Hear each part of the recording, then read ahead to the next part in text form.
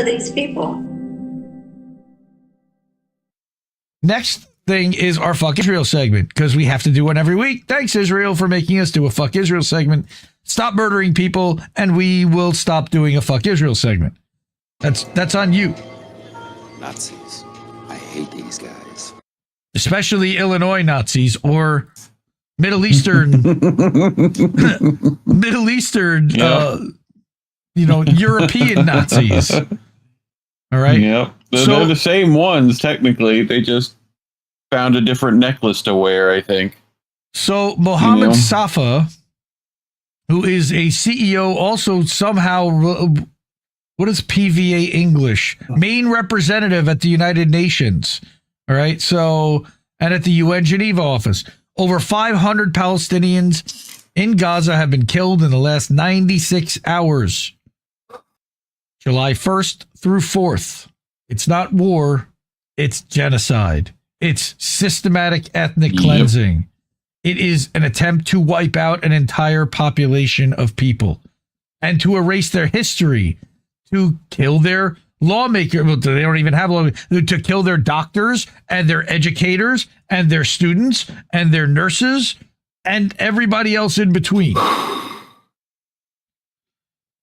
So that hasn't stopped. On top of that, an Israeli airstrike on July 2nd killed the Gaza hospital director along with his family. Now, again, remember that we've been talking. Now, this is from Dave DeCamp, antiwar.com, both Indie Media Award honorees, best of the best. Again, we only go to the best of the best here.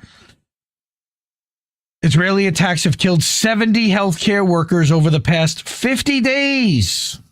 But they're not targeting healthcare systems, right? And remember that targeting healthcare systems and killing aid workers is a war crime every single time. Yep. They do it without shame and without any care. So what Dave writes is that on... This is just... Go ahead. No, I was going to talk about Dr. Hassam as well, who's still... We have no idea at his, status. So... If he's even alive, where he is. Right.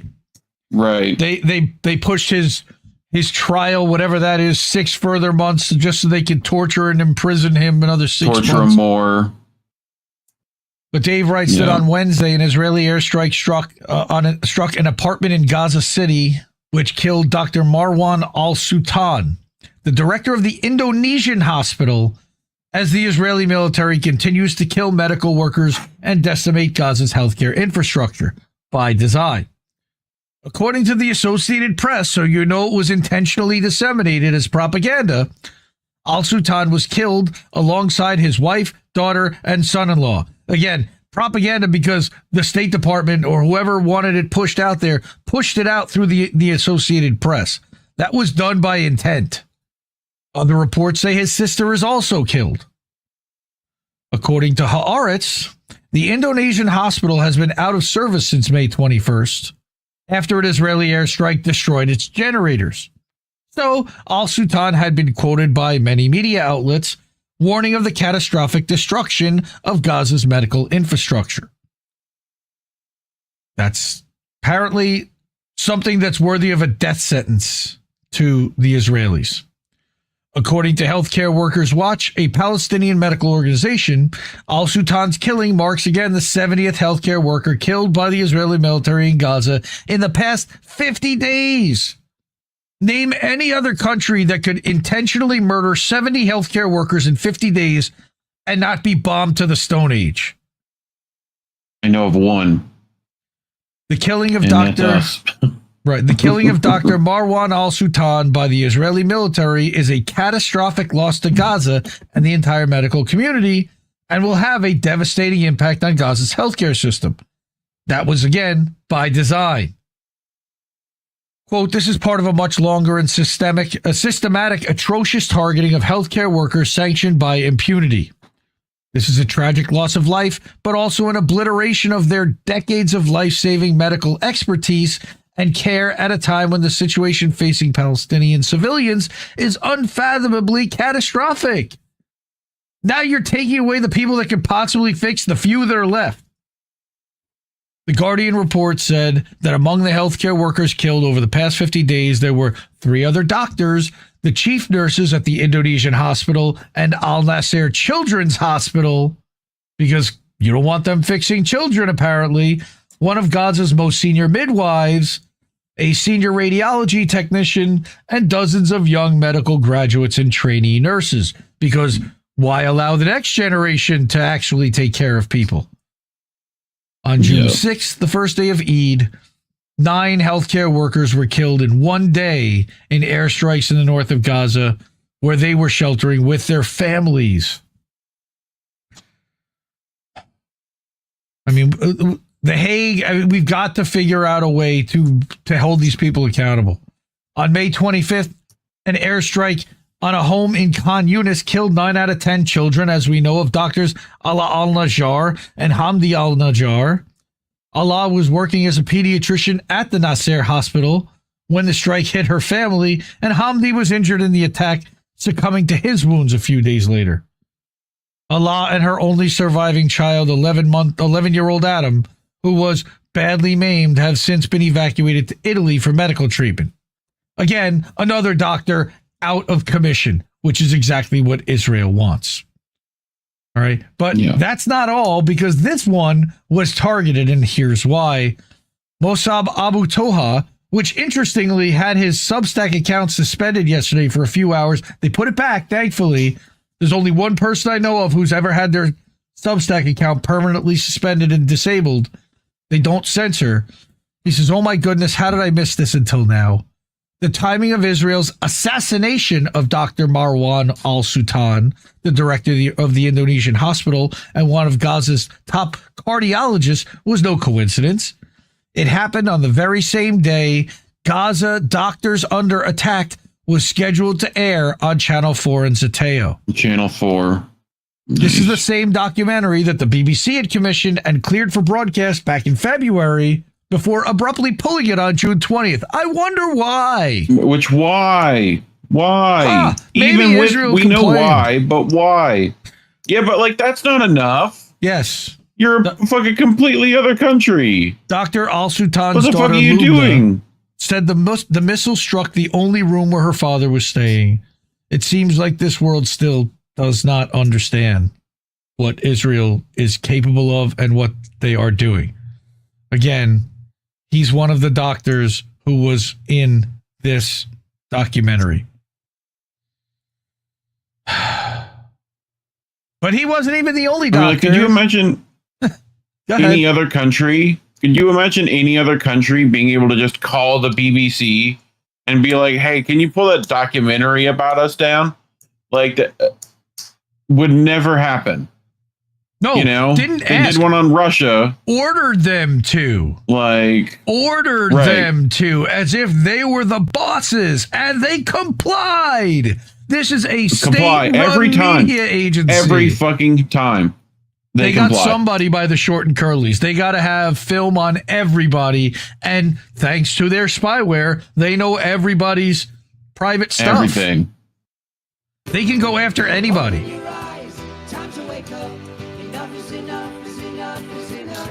But he wasn't, again, the only doctor this week that they murdered.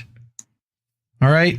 Dr. Musa Kafaja, which is a doctor at Nasser Hospital, along with his entire family, including 3 children, when their tent was struck with a missile in southern Gaza. This is him delivering babies. He was one of the most preeminent prenatal doctors, not because he treated soldiers, but because he saved premature babies. Those barely alive and deemed too dangerous to live. In incubators. In the eyes of their enemy, his real enemy was the future, so the missile came to silence his heartbeat, to empty his crib, to stop the tiny threats from breathing. What kind of injustice is this? What kind of war sees incubators as a threat? It's not a war. It's a massacre. It's an extermination. And it's disgusting. And we're funding it and arming it. I mean, I'm old enough to remember, people talking about incubators and babies on the Senate floor and getting us into a war that way. Yes. I vaguely remember that. Correct. Suppressed News. What happened? I thought we cared about babies. Suppressed News shares this website. More than 13,000 videos documenting Israel's war crimes archived by type, date, location, weapons Israel used in the genocide, crimes of each military unit, and all details are available at tiktokgenocide.com. Website made by Zionism Observer. Receipts underscore LOL. We brought some of their stuff before. And these are just some of the categories. Right now. Right? Oh, well, you know who Make owns sure the that's Wayback saved Machine. and archived. Uh-huh. But yes. So... But on top of that, there was also like a database of files put out on top of that. Not just a website, but there's also a database where you can download them, and that's been disseminated. Now, the final thing I wanted to bring up was, remember we talked about Glastonbury a couple of weeks ago when David Miller published the dossiers of all of these fucking Zionists that petitioned Glastonbury to keep kneecap out. Well, so Glastonbury's been a story for a couple of weeks. I think a lot of you heard about what happened at the festival, that Bob Villain was on stage and they tried to, and he said something that got a lot of people very upset. All right. Yeah. He wished death on an army, which I guess you're not allowed to do. People are getting arrested for it. People are getting their Twitter accounts shut down for it. I'm guessing that if it was death to an army that the U.S. was not happy with, that they wouldn't be doing that. And not that the U.S. is happy with the IDF either, but they fund them, so therefore you're not allowed to criticize them, apparently, or to wish what they wished. So, Richard Medhurst, who Indie Media Award honoree, who is being silenced himself and is under investigation in 2 countries, allegedly. He says sniping kids in the head, gang raping prisoners. That video came out again, horrific this week. Bombing hospitals, bulldozing cemeteries. We've covered that. Abducting doctors. Again, Hussam Abu Safia. Release and free him right now. Killing journalists, which we've covered just about every week. Killing UN staff. Bombing Israeli hostages. Yes, they cared so much about freeing the hostages that they bombed them. Using prisoners as human shields. Mauling or raping people with dogs.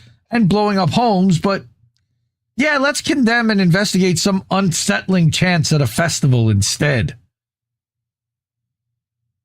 I mean, context here. And, let's put things in perspective. It's wow. I mean, the fact that we even have to say this shit is beyond. Rat Angel, yes, Richie is incredible. Shout out to Richard. Richard is one of the people that I credit with helping me get to where I am, with his coverage back in 2020, 2021, 2022. I mean, he's still doing great work now, but those, especially the Assange trial woke me the hell up.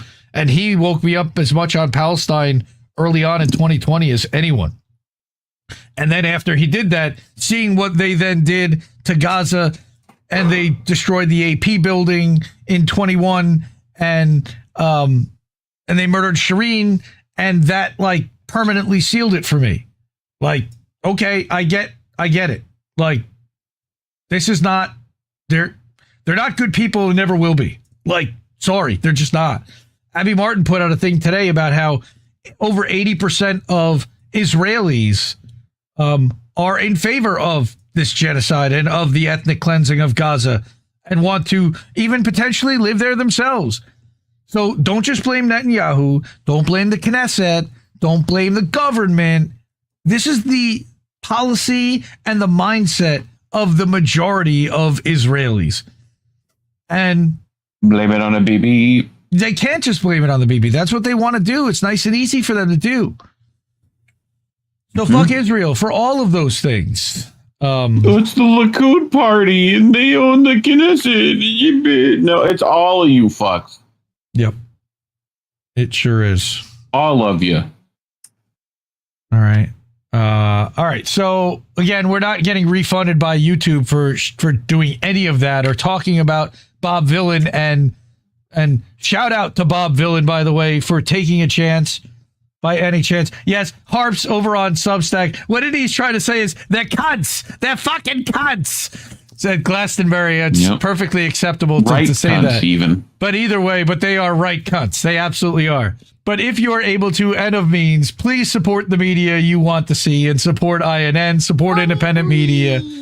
The ways to do that, we don't like the platforms really getting the money. We'd rather it come to us because they take a lot of fees.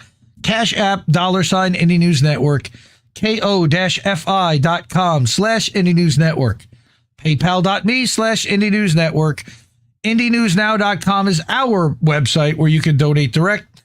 INN newsletter over at Substack.com, as well as IndieMediaToday.com, where again, we are live right now. Hello and shout out to everybody over on Substack. Good to see you and thank you for watching over there. So, coming to a Substack newsletter near you. Support independent media because we need it more than ever. I love you all and we'll see you soon. See you in a bit, fam. Mwah.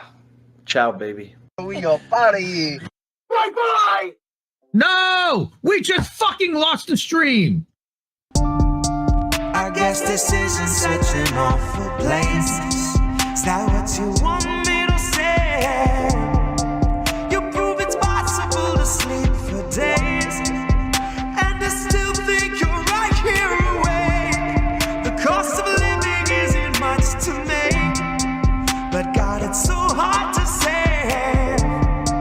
And when they told you everything was safe, were you safe?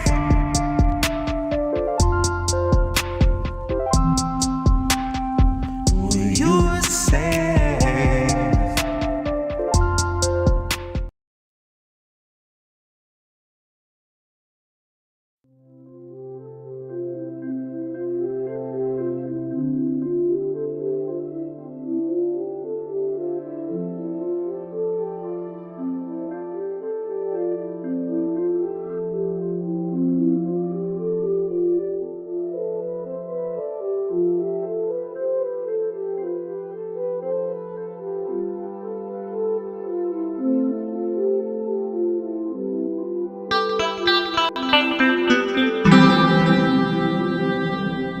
Who are these people?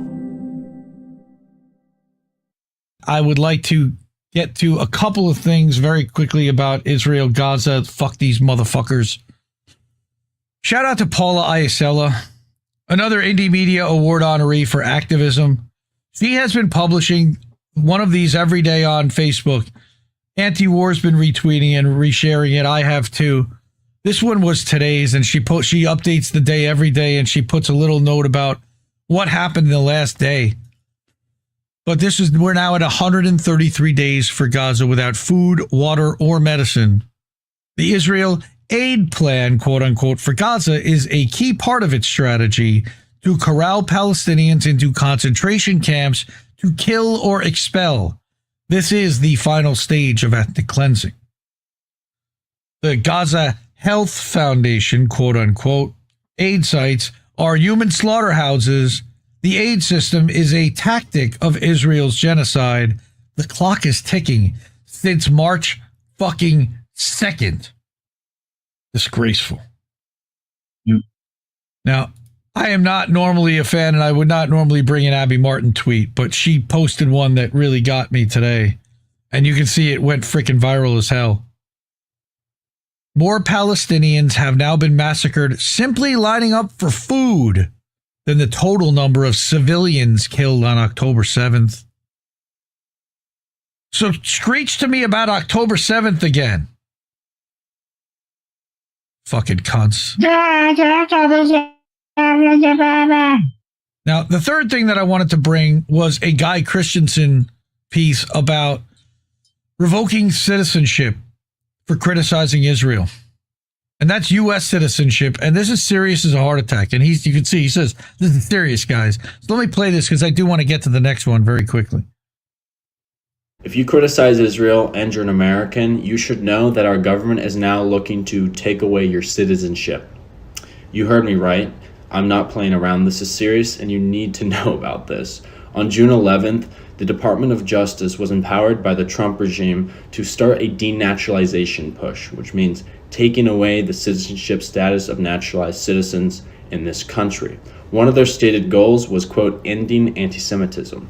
And while the memo the Department of Justice released on June 11th outlined a bunch of criteria of why somebody may lose their citizenship status, which include being deemed a national security threat, the Department of Justice left the door open and gave themselves what is essentially a blank check to go after any case that they deem should be denaturalized. Zionism is destroying our country, and with it goes our rights. This is exactly what has happened here, and it's the direct result of not stopping the Zionist lobby from buying our elections, and with it, most of our Congress members. We must all come together and resist the violation of our rights. We must stand up and oppose this genocidal regime and end it once and for all, because if we do not, they won't stop here, I promise.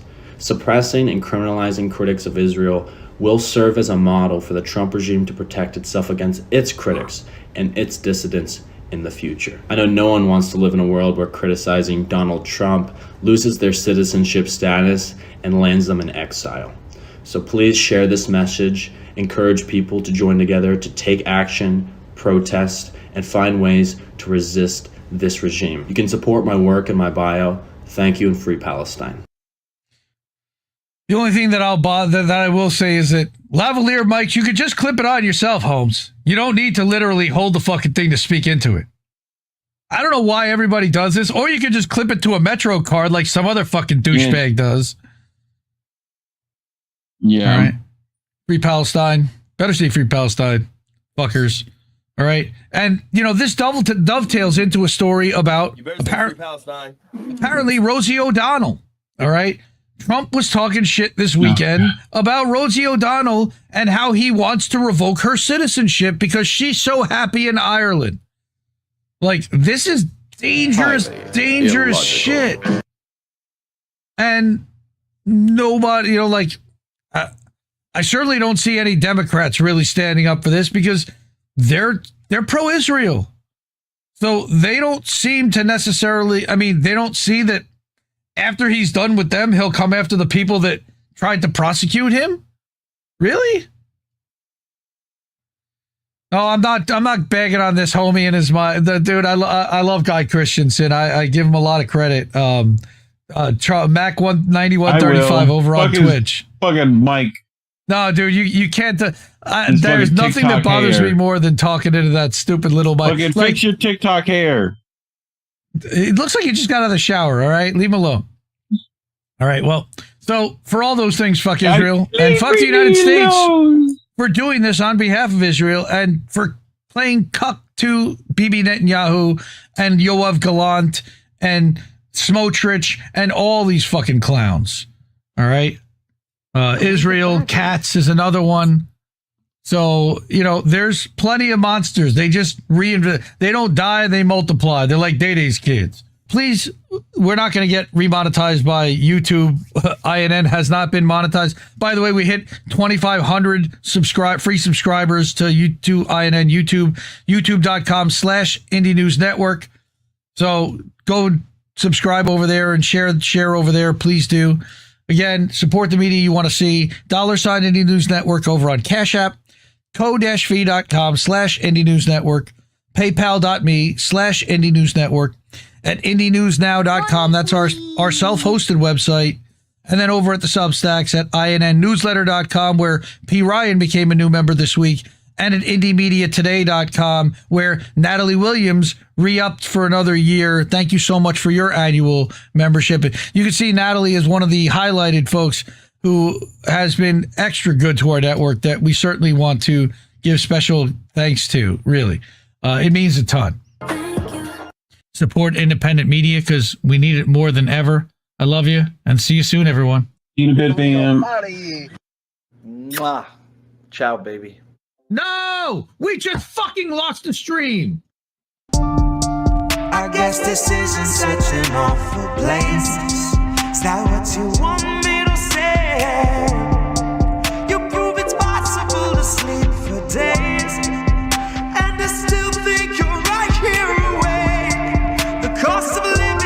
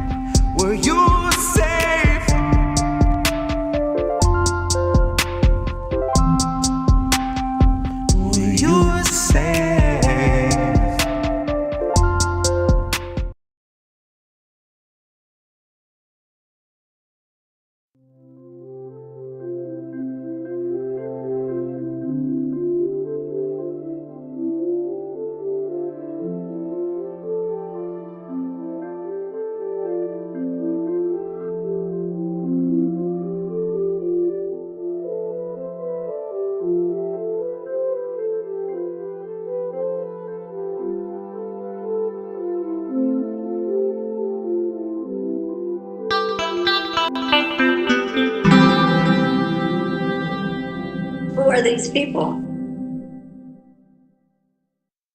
I got to quickly get through the Gordon Dimmock stuff and the UK stuff. It's crazy. So last week we said Gordon Dimmock was going to turn himself into police, and he did. So he tells this story about how on Monday, 15th of July, I walked into a police station and handed myself in.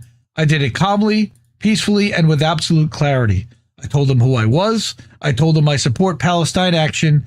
I told them I've encouraged others to do the same. I handed them a printed declaration confirming all of it. And I made clear that I understood the legal risk, including the Terrorism Act's potential 14-year sentence for encouragement. And they took my ID, they took my declaration, they took my phone number, and then they let me go. No caution, no arrest, no interview under caution, nothing. At first glance, it might look like a small win, but thanks to Craig Murray, we know exactly why this happened. And again, I'm going to encourage everyone to go read the rest of this article. It's not that long. But again, 100% Gordon supports Palestine action. He opposes genocide, and no law, no police force, no delay tactic will ever convince him that doing so is wrong. This is what conscience looks like. This is what resistance looks like. You can't arrest what's everywhere, but if they try, you'll know it wasn't about terrorism. It was about fear. So why did they hold off? What did Craig Murray say? Craig Murray said, in short, the UK government is deliberately delaying arrests and stalling prosecutions so it can stand in court and pretend everything is fine, that no one's been harmed, that no chilling effect exists, that no journalists or priests or pensioners or protesters have been terrorized by this law. But I've got news for them. Silence isn't the absence of harm, it's the evidence of it. and I Speaking think of it which, had the date up above that. that was July 14th. That was 21st of July. No, 14th. For judicial review. 21st of That's July. tomorrow. Okay. That will be tomorrow. So, Gotcha. also, Gordon's an Indie Media Award honoree. Here's another one, Ricky and Council of State Media. Right? Democracies don't treat old ladies as terrorists for objecting to genocide. Says, not sure who needs to hear this, but the UK is not a democracy. Never was. It's always allowed us just enough freedom to give the illusion of democracy while depriving anyone who threatens power of their freedom. The UK is a fascist oligarchy with a pseudo-democratic veneer. The latest evidence comes from the police crackdown on a peaceful protest against the decision to proscribe Palestine action. Shortly before the protest, Ricky wrote a piece asking if they were allowed to object to the proscription, and now they have their answer. The answer is no. At least not if you're expressing support for Palestine action and your objection to the proscription. It's a bit silly, isn't it? Because it means you can only object to the proscription if you don't support Palestine action. And even then, I'm not clear the objection is legally permissible. Perhaps it would still count as terrorism. Who knows? So for legal reasons, Ricky has to clarify that he's not offering his own support for Palestine action here. He can't. The group no longer exists, so how can you support a group that doesn't exist? It's as absurd as expressing your support for the resistance in 1984. Yesterday, we saw outrageous scenes as peaceful protesters were manhandled by police. One was former government lawyer Tim Crossland, who politely explained the absurdity of the situation as police carried him away by his arms and legs. This is what happens in modern-day Britain if we're opposed to genocide. It's quite something, isn't it? He said, while suspended in the air. Those cops must be so proud. Others arrested were middle-aged and elderly women who could not possibly be seen as a threat, but were treated as terrorists for expressing an honestly held opinion in their attempt to stop a genocide. British police seem to think being on the right side of history involves dragging away an octogenarian priest and prosecuting her under the Terrorism Act. I don't care what the law says. If you think Reverend Sue Parfit is a terrorist, you're an idiot. Perhaps I committed a thought crime by saying that, though. Yeah, her. They arrested her and called her a terrorist. Yep. If you still don't understand how draconian this is, just know that when journalists and social media influencers have been arrested under the Terrorism Act for objecting to genocide, they've had their homes raided and torn apart like Asa Winstanley. They've been banned from using electronic devices, and even leaving the house, and the media hasn't even bothered reporting on it, like Sarah Wilkinson. They've just been memory holed while they await a trial that could be years away. It's unclear whether authorities will go this far with Sue Parfit, but they've done so with others, so why not? When the Terrorism Act was debated in Parliament in 1999, we were told it wouldn't be used in cases of direct action, and it wouldn't be used to suppress opinions the government disapproves of, but that is exactly what's happening here. And it's also being done on behalf of Israel, which is even more disgraceful. They're taking orders from another country. In this case, the opinion that's being suppressed is the belief that Palestine Action was doing the right thing. This is an opinion you're not allowed to hold or express in the UK, and again, for legal reasons, Ricky must say that he's not expressing that opinion here. He's simply pointing out the absurdities in suppressing opinions. The government could so easily just stop arming Israel and fulfill its legal obligations to prevent genocide. Instead, it's chosen to treat the most well-meaning, thoroughly decent, and utterly harmless human beings as terrorists for objecting to the government's inaction. That's for real. Palestine Action has been dissolved, meaning people are being arrested for supporting a group that doesn't even exist.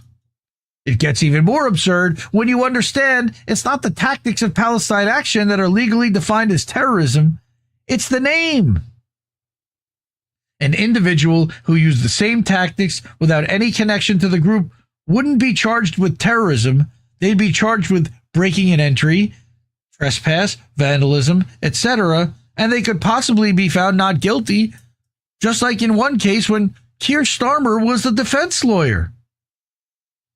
The proscription of Palestine Action is a tactic to get around the problem of activists being found not guilty on the basis that their actions were justified. It ensures that people must be found guilty because being part of the group or expressing support for the group is the crime. A name is terrorism. A name. This abusive law means we're treating people as terrorists for supporting groups that don't exist, that resorted to behavior that's not terrorism to stop a genocide that our government is illegally participating in. Yep.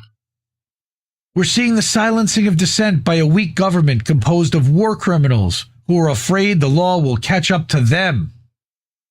The draconian measures are not being introduced because the establishment is winning, but because it's losing. When the establishment has control of the narrative, it will allow dissent. It will allow the illusion of freedom, but the moment it starts losing control of the narrative, those freedoms will be taken away. In other words, your freedoms are conditional on you letting the war criminals win. Does that sound like democracy to you? Fucking Ricky is so brilliant. Love that guy. Support independent media. Support Council of State Media. councilofstatemedia.uk. I also wanted to bring an article by the dissident, former INN co-founder, good buddy of mine. We're due to have another one-on-one, I'm guessing, in the next couple of weeks, hopefully. He wrote an article, and he's been cranking out 5 articles a week. All of his articles, by the way, get linked in INNnewsletter.com on a daily basis, or the next day. Sometimes he publishes it after I get the daily out. Britain's Zionist police state is out of control. In order to protect Israel and Zionism, the UK has lost its mind. And I'm just going to bring the first and the beginning and the end of this one. He says, the UK keeps sinking further and further into a full-blown autocracy in order to criminalize speech and activism critical of Israel. Recently, the British state officially proscribed the activist group Palestine Action as a terrorist org, making it illegal to express support for the group through chanting, wearing clothing, or displaying articles such as flags, signs, or logos. And now apparently a Palestinian flag represents Palestine Action, which doesn't exist as a group anymore.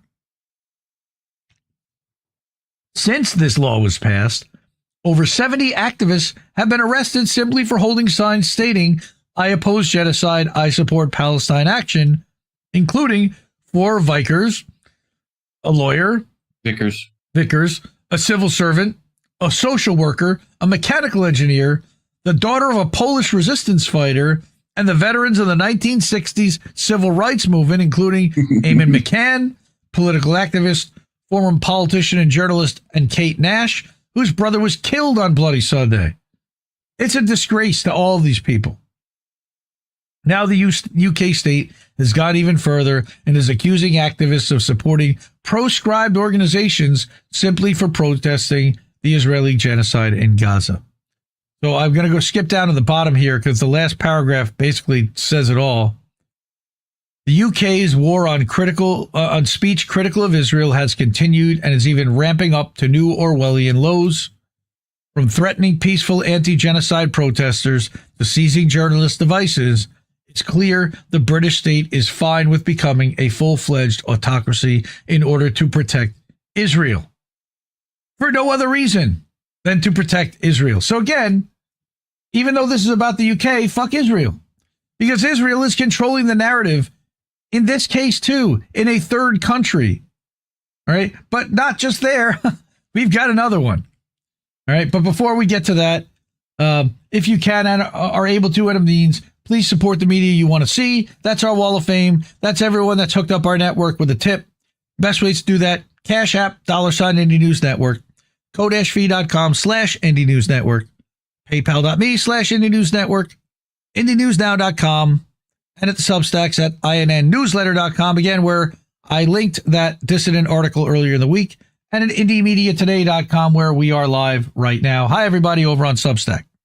I love you all, and I thank you for being here. Y'all are the best. Support independent media because we need it more than ever, and we'll see you soon, fam. We'll see you in a bit. Buddy. Mwah. Ciao, baby. Bye, Felicia. No! We just fucking lost the stream! You can't keep giving us nothing and think we're bluffing about coming for your heads. Why play civil if you won't listen? Up 50,000 died, and now we know our mission. We form a militia, make Congress a prison.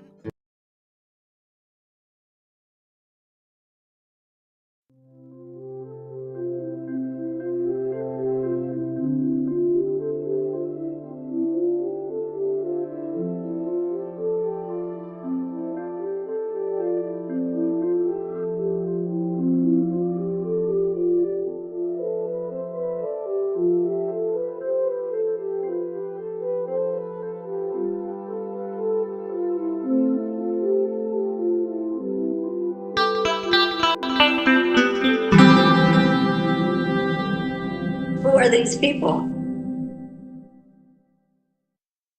Alan McLeod, another Indie Media Award honoree for Mint Press News, another Indie Media Award honoree. Best of the best here, man. Go support these independent organizations. Alan's title, Rotten Apple. Dozens of former Israeli spies hired by the Silicon Valley giant. What do you mean?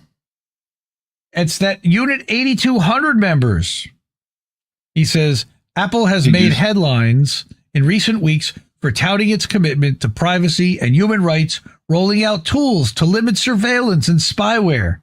But behind the corporate messaging lies a much darker reality. The company has quietly brought in dozens of veterans from Unit 8200, Israel's shadowy military intelligence unit known for blackmail, mass surveillance, and targeted killings. It's really weird that they're doing that in 2025 after Unit 8200 has been so instrumental in genocide. And yet they're bringing in the spies behind the genocide into Apple. Many of these hires took place as Israel escalated its war on Gaza and as CEO Tim Cook publicly expressed support for Israel while disciplining employees for pro-Palestinian expressions. You mean Tim Apple, according to Trump.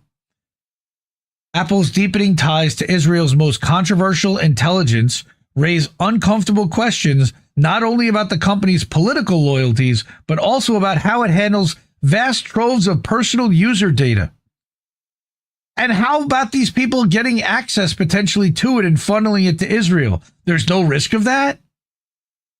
A Mint Press News investigation has identified dozens of Unit 8200 operatives now working at Apple. The company's hiring spree coincides with growing scrutiny of its ties to the Israeli government, including its policy of matching employee donations to such groups as Friends of the IDF and the JNF, the Jewish National Fund, both of which play a role in the displacement of Palestinian people. Why are they doing this? The intense pro-Israel bias at the corporation has led many former and current employees to speak out.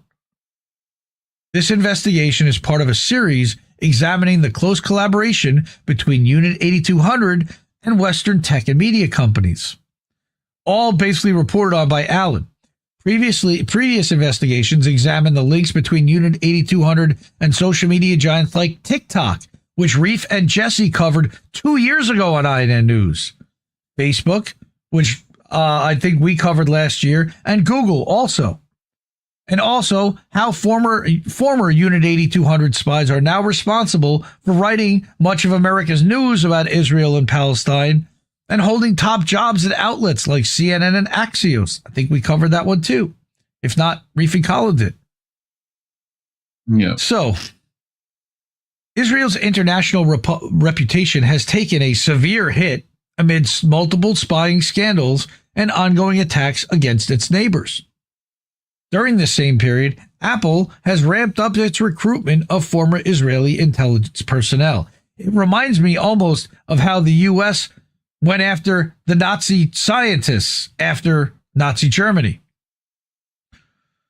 The Silicon Valley giant has hired dozens of former agents for the controversial Israeli intelligence outfit Unit 8200, raising questions about the corporation's political direction, to say the least. Nir Shkedi is among the most prominent examples.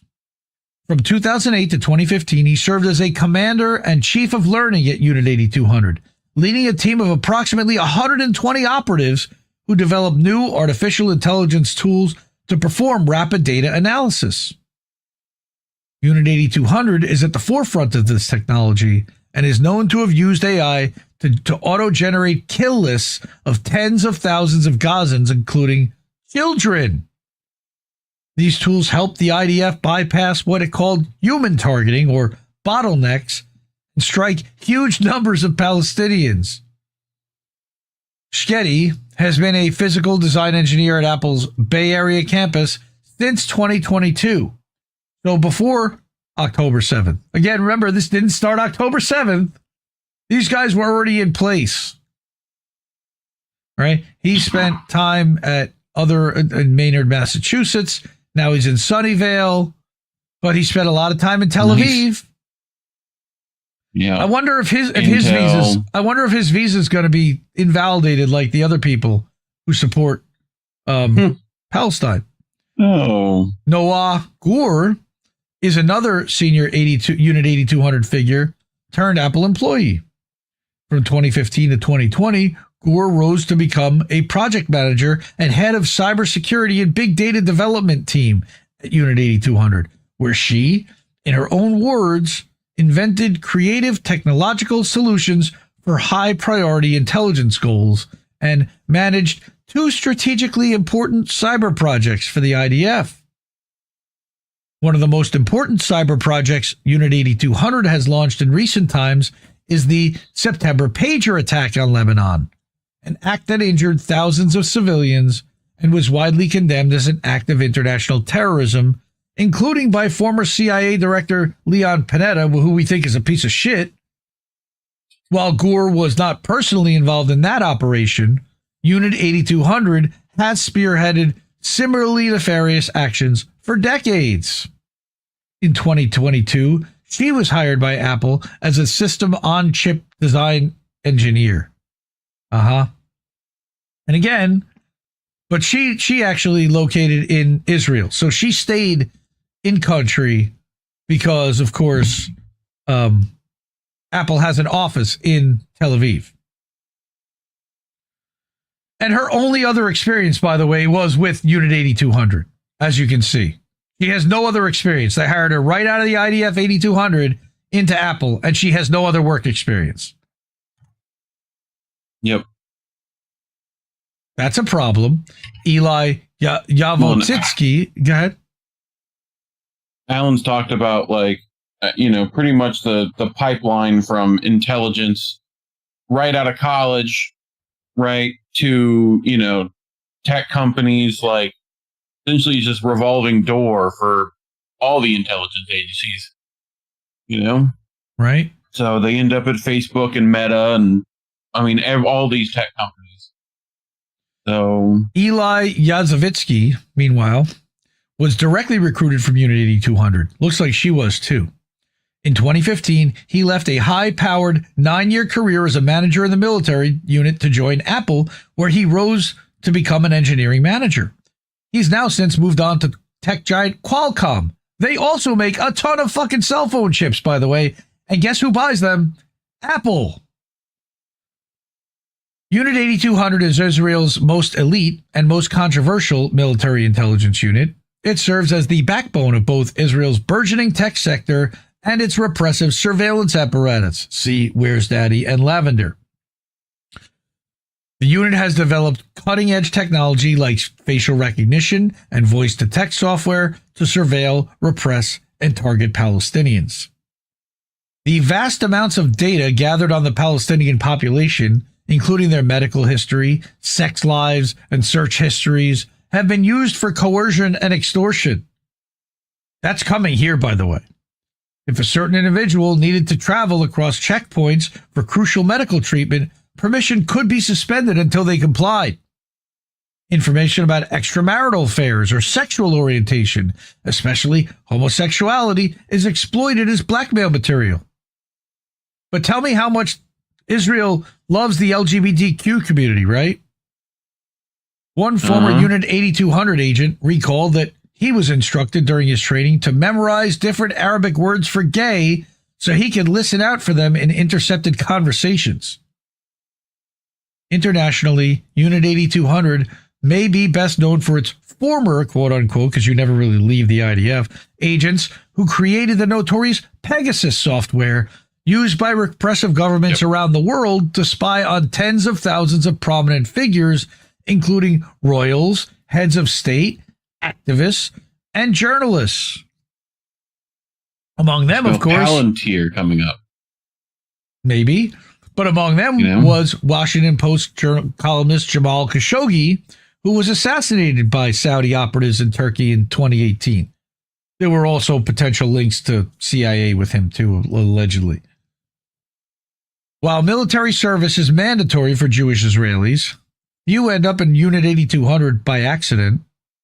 Described as Israel's Harvard, parents spend fortunes on STEM-based extracurricular lessons for their children in hopes that they'll be selected to join the IDF's most elite and selective unit. Those chosen are rewarded with lucrative careers in the tech industry upon completion of their service, like all the people we're talking about here. Given Unit 8200's documented history of violence, espionage, and surveillance, both domestically and internationally, it's worth asking whether tech giants should be hiring its alumni in such large numbers. Do you think there might be a problem there? Getty, Gore, and Yazovitsky are the most high-profile example, but they are far from alone.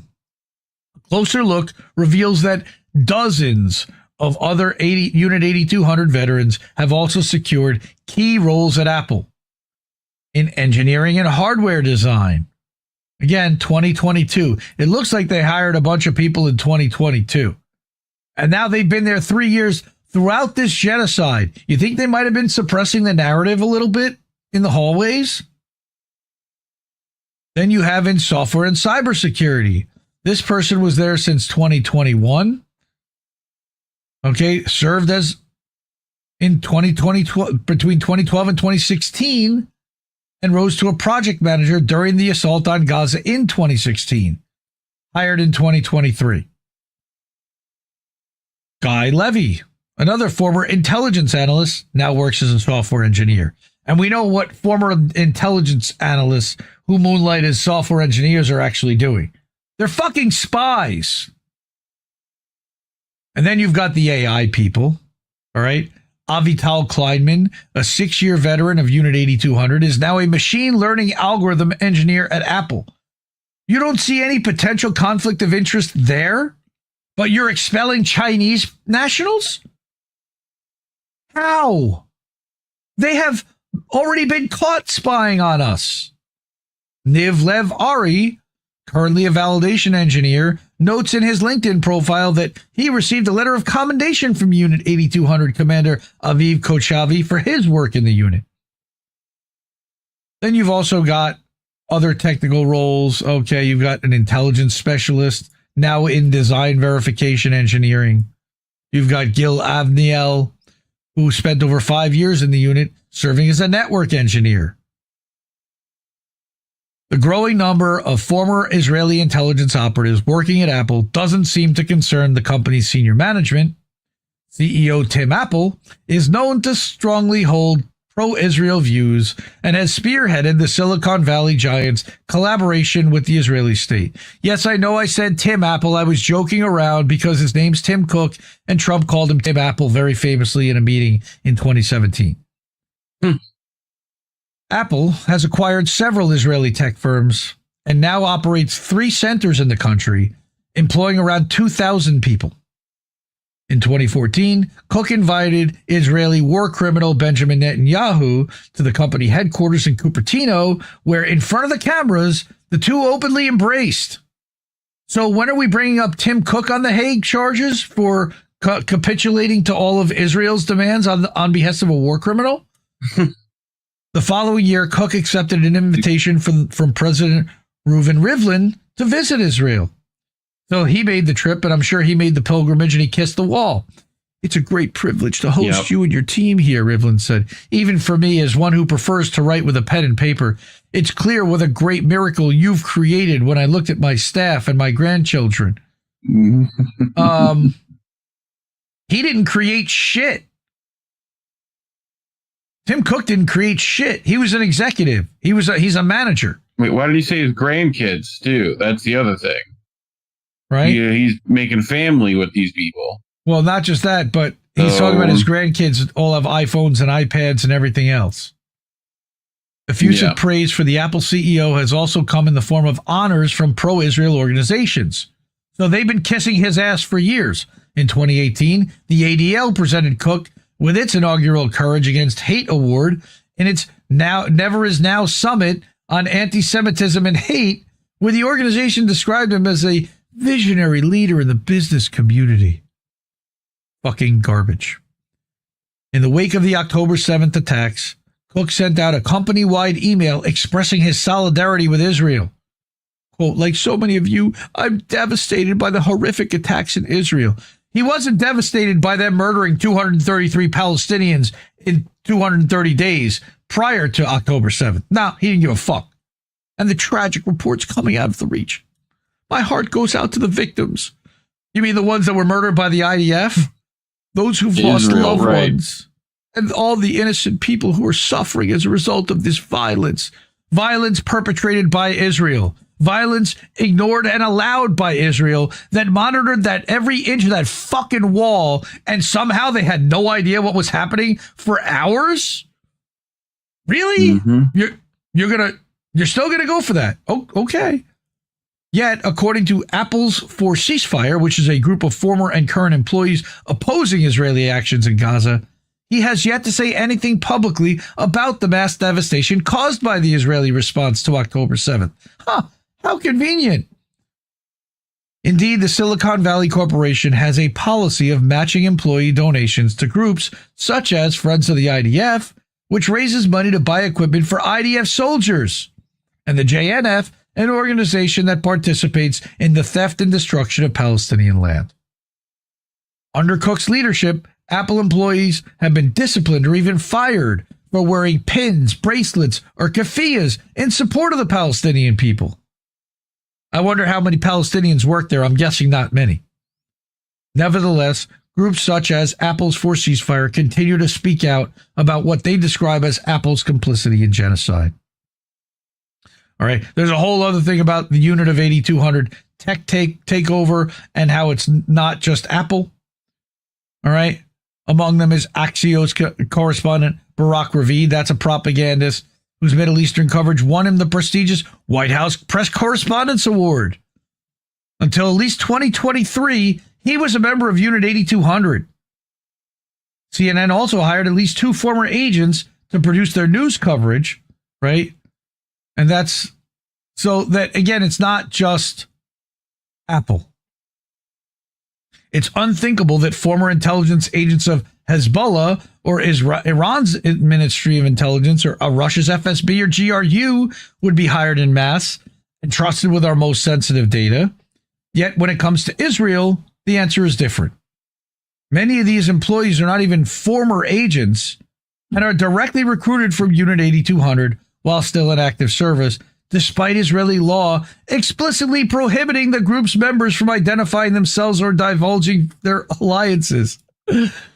Unreal. Oopsies. Thus, in this light, it appears that those like Apple's for Ceasefire, struggling to end the company's double standards, are fighting an uphill battle. Alan is as good as it gets. Again, go subscribe to Mint Press News, support Alan McLeod, follow him. He's everywhere. Telegram, Instagram, Facebook, Twitter, you name it. If you're able to, and it means support the media you want to see, thank you so much. These people already do. Cash App, $, Indie News Network. co-fi.com/Indie News Network. PayPal.me/Indie News Network. At IndieNewsNow.com, there's a section to keep the media free. You can donate there. Or you can go to INNnewsletter.com or IndieMediaToday.com. Subscribe on a monthly or on a annual basis as well. You can sign up for a year. I love you all, and I thank you for being here. Y'all are the best. Support independent media because we need it more than ever. And we'll see you soon, fam. We'll see you in a bit. Mwah. Ciao, baby. Bye, Felicia. No! We just fucking lost the stream! You can't keep giving us nothing and think we're bluffing about coming for your heads. Why play civil if you won't listen? 50,000 died, and now we know our mission. We form a militia, make Congress a prison.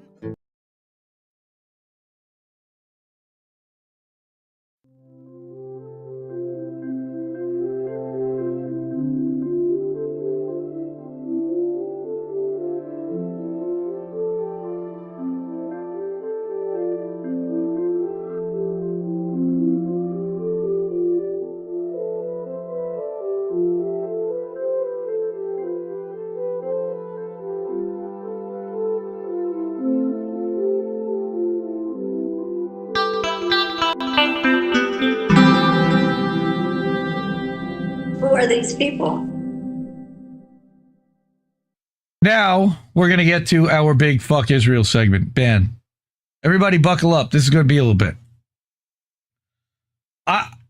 This is from ifamericansknew.org. I don't know if you know this organization. Great website. They pull in, they're kind of like almost like an IndieNewsNow just for Israel-Palestine news.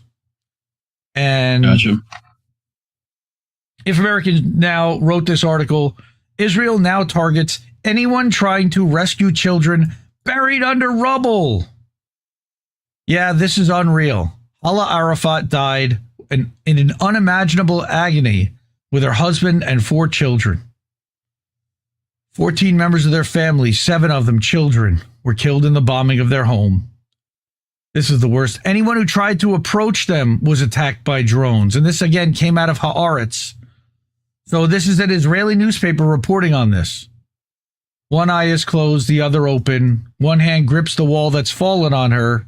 She's trapped in the ruins, her head and body held tightly. She's been like that all night. A light bulb is thrown next to her and she tries to grab it. Maybe it'll save her.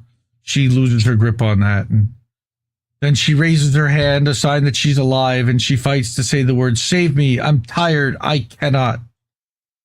With her last strength, she says, please, please save me. And these are her last words. Yeah, I did see this. It's fucking pretty brutal. I can't. I mean, you can see that there's a video here. So. The picture's alone enough. You know? It's not clear how long she lived after this picture. On July 15th, Nir Hassan wrote on X, this woman is called Hala Arafat. She's 35. Since 2 a.m., she and 14 other members of her family, mostly children, have been beneath the rubble of their Zarqa Street house in the Al Tufa neighborhood.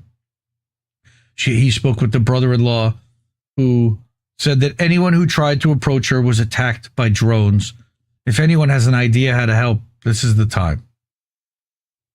The IDF spokesperson's office didn't bother to respond to Hassan for 12 hours. What's the hurry? Later, the spokesperson mumbled something about lack of coordinates. She died in unimaginable agony with her husband and 4 children. 14 members of their family, 7 of their children, 7 children were killed in the bombing of their home. Why? Again, why? This isn't the only family that was slaughtered on Tuesday. The Azam family, Amir, Rateb, Karim, and 4 more babies were also destroyed. The images of the 4 infants' deaths lying on their backs in white shrouds with their faces exposed are among the most difficult. One of the infants' faces is cut. All right, so this is really, again, if Americans knew, they're talking about the Gaza Health Foundation. According to reports, the IDF shot anyone who approached. Daring women soldiers were at the joystick. Or were they soldiers playing their game of death against anyone who tried to attempt to rescue? These are the same IDF soldiers with whom Israel continues to embrace as if they're victims of this war and its heroes. Like the woman who was driving a bulldozer, was bulldozing a house and had the house fall on her bulldozer and died, and they wanted to eulogize her. She was bulldozing somebody's fucking house. They are neither victims nor heroes when they shoot with UAVs at the helpless. They're like shooters near the humanitarian aid hubs. Awful. Who have been Americans, by the way. A lot of that. So... This is the same IDF that's known for sending rescue teams to save civilians all over the world, whether they're in Japan or Thailand, Brazil, or Turkey. The IDF no longer rescues anyone. Now it shoots anyone who tries to rescue a woman trapped between the walls of her home. Is there anything more monstrous than that? So that's this one. That's again, Gideon Levy. Aritz. I got to take something to drink here. We've also got this one, Mondo Weiss, again, Indie Media Award honoree, initial class 2022. Headlines are just fucking awful. Again, and nobody's doing anything to stop this. In the latest massacre, 15 Palestinians seeking food at the Gaza Health Foundation, which is a joke, a GHF site, die from suffocation after Israeli forces fired gas at aid seekers. Gas. They didn't fire guns. They fired gas. 15 suffocated to death. This wasn't aid distribution. Who witnessed this? It was a real massacre committed against the hungry who came hoping to get some food. At Nasser Hospital. And people are literally starving in line at these. It's fucking awful. Yep. At Nasser on top Hospital, of the red light, green light stuff. In Khan Yunis, young men carried bodies, and hungry children cried out in front of corpses wrapped in white shrouds laying on the ground, bidding them farewell for the last time. All these victims fell at a Gaza Humanitarian Foundation Center, which claims to distribute aid to the hungry. Quote, we received a call that there were a large number of martyrs and injuries at the aid distribution center in Rafah, explained Ezzeddin Abu Subha, a civil defense paramedic who headed to the incident scene in Rafah in the morning. He continued that when our teams arrived at the location, more than 20 martyrs and dozens of injuries were recorded by civil defense and Red Crescent teams there. But unlike any previous aid massacres where Palestinian aid seekers have been shot by bullets, the Palestinians killed today faced a new threat: poisonous gas. Abu Suba explained that all the cases were lifted into ambulances were proven to be eyewitnesses to cases of suffocation from poisonous gases, as their bodies were free from wounds or blood. He said that the apparent cause of death were a combination of toxic fumes and trampling in the stampedes that followed in the chaos. Still, he couldn't determine the cause of death officially and was waiting for the official report from the Ministry of Health to announce the exact causes. And we know that they don't really have the equipment or the supplies to really properly test anything at this point. Anything. That confirmation arrived hours Can later. you imagine getting a toxicology report? Would be nuts.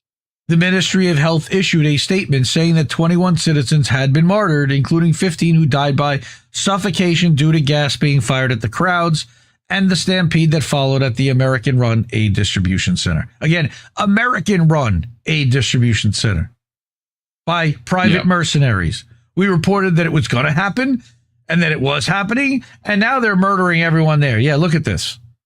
It's the first time that I know suffocation... some of you are nurses and doctors in the chat. Does that look like a normal facility in any capacity? Like, no.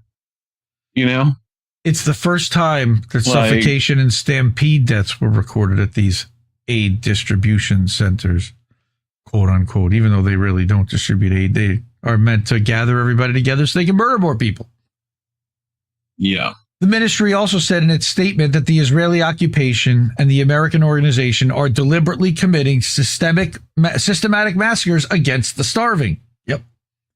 In a testimony collected by Mondoweiss from one of the survivors at the scene, Ahmed Abu Amra recounted, quote, at 4 a.m., people gathered at the entrances of the GHF centers waiting for food distribution.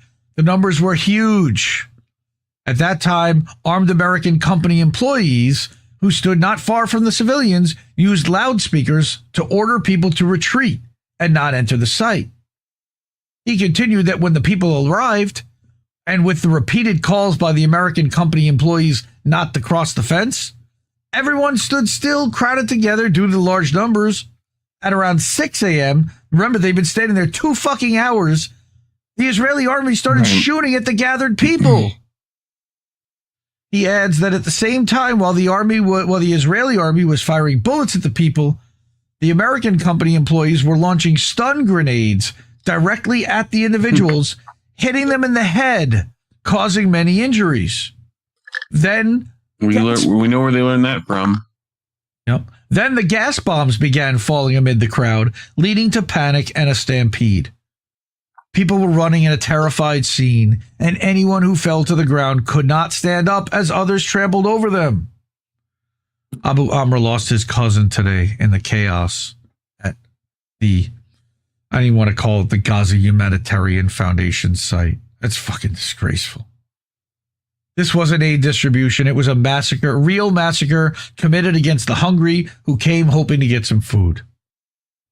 He added that even the American company employees were firing stun guns at our heads. Again, confirmation by multiple people. They launched more than 16 stun grenades directly at the people. I saw them with my own eyes. I was injured by shrapnel from one that exploded near sand and gravel, and the stones flew toward the people. I was hit in the head, but it wasn't serious, but others were directly hit in the head by the grenades. Some lost their eyes. Some had their mouths injured and noses broken.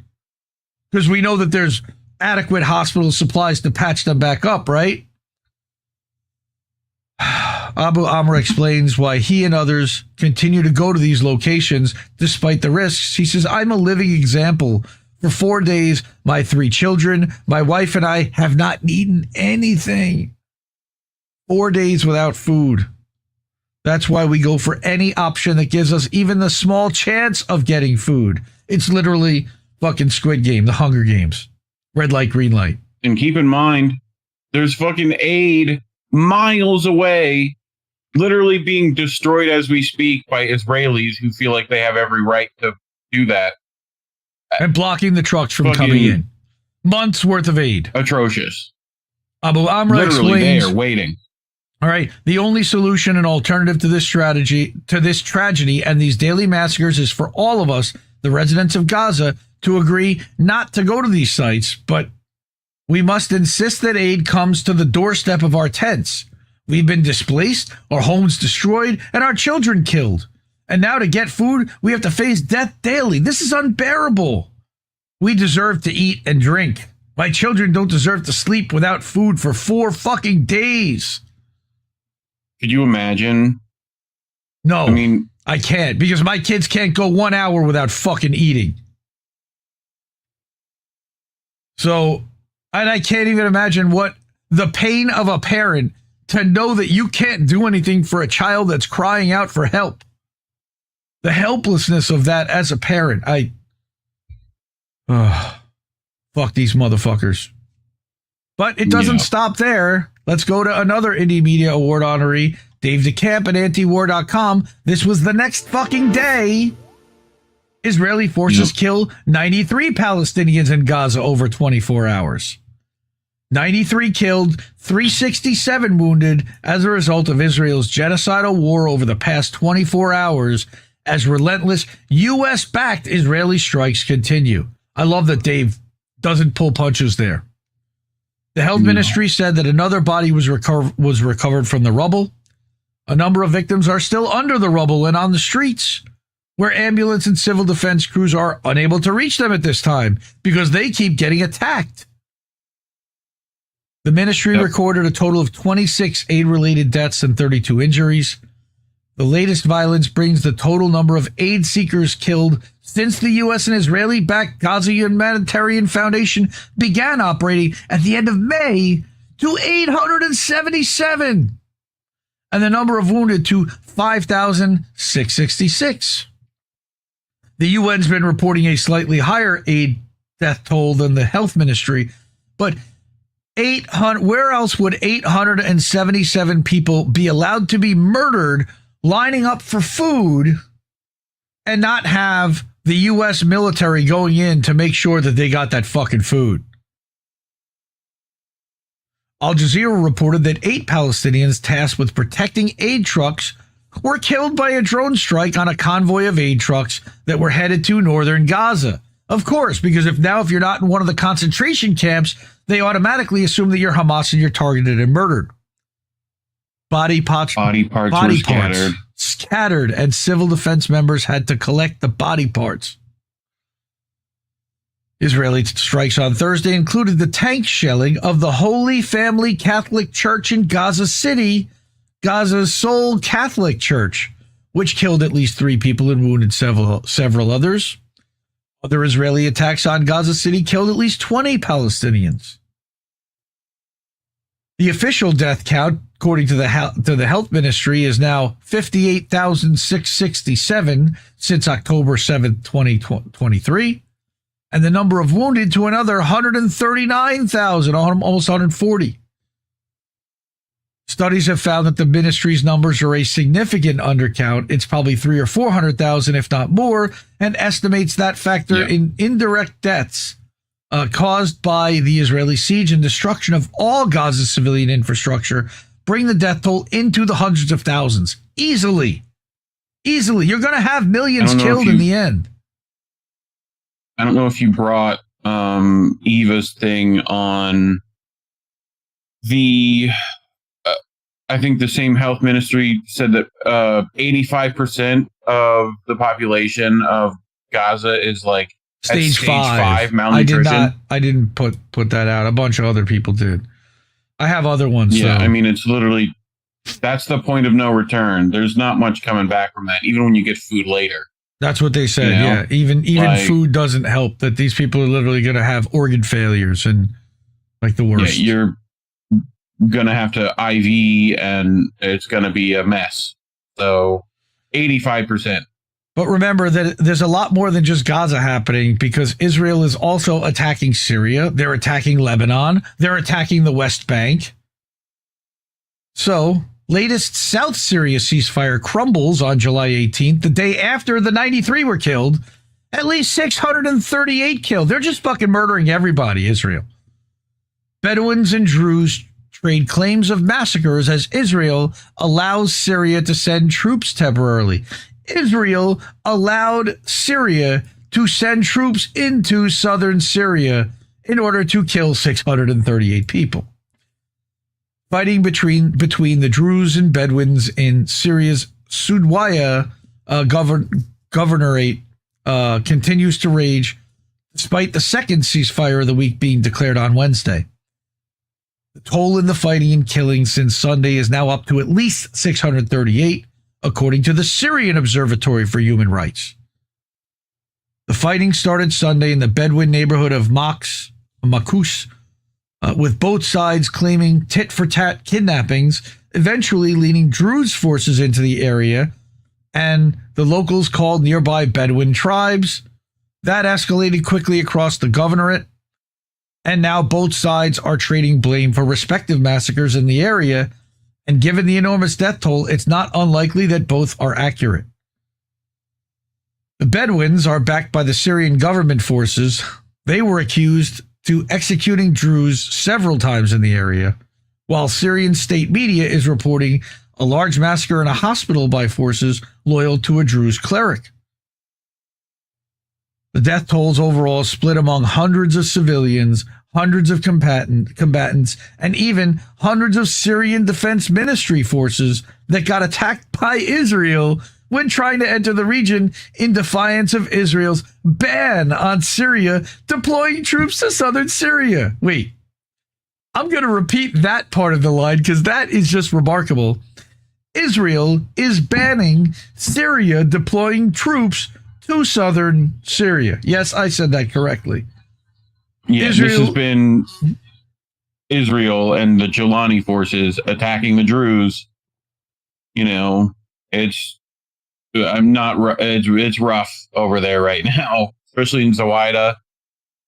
You know, Israel reiterated on Thursday. Israel reiterated on Thursday that the ban remained in place, and Prime Minister Netanyahu bragged that the Wednesday ceasefire was only achieved because of Israeli force. Yeah, from a war criminal, of course. I'm going to believe what they say. Now that the ceasefire seems to be failing, which was the plan the whole time, Israel announced on Friday that it's allowing Syrian troops to go back into the area for 48 hours to try to tamp down the violence. And then what? They're going to start attacking the Syrian troops that were there when you allowed them to be there in the first place because they didn't get out in 48 hours? Syrian troops are said to be redeployed. Whether that's going to actually slow the violence remains to be seen, as the Syrian troops are accused of participating in the summary executions and other violence against the Druze. Fighting and going on outside of the city of Sudwada in nearby villages with more and more forces massing on each side. It's bad. The Bedouins are reportedly preparing a counterattack against Sudwada itself after seizing several towns and villages on the outskirts.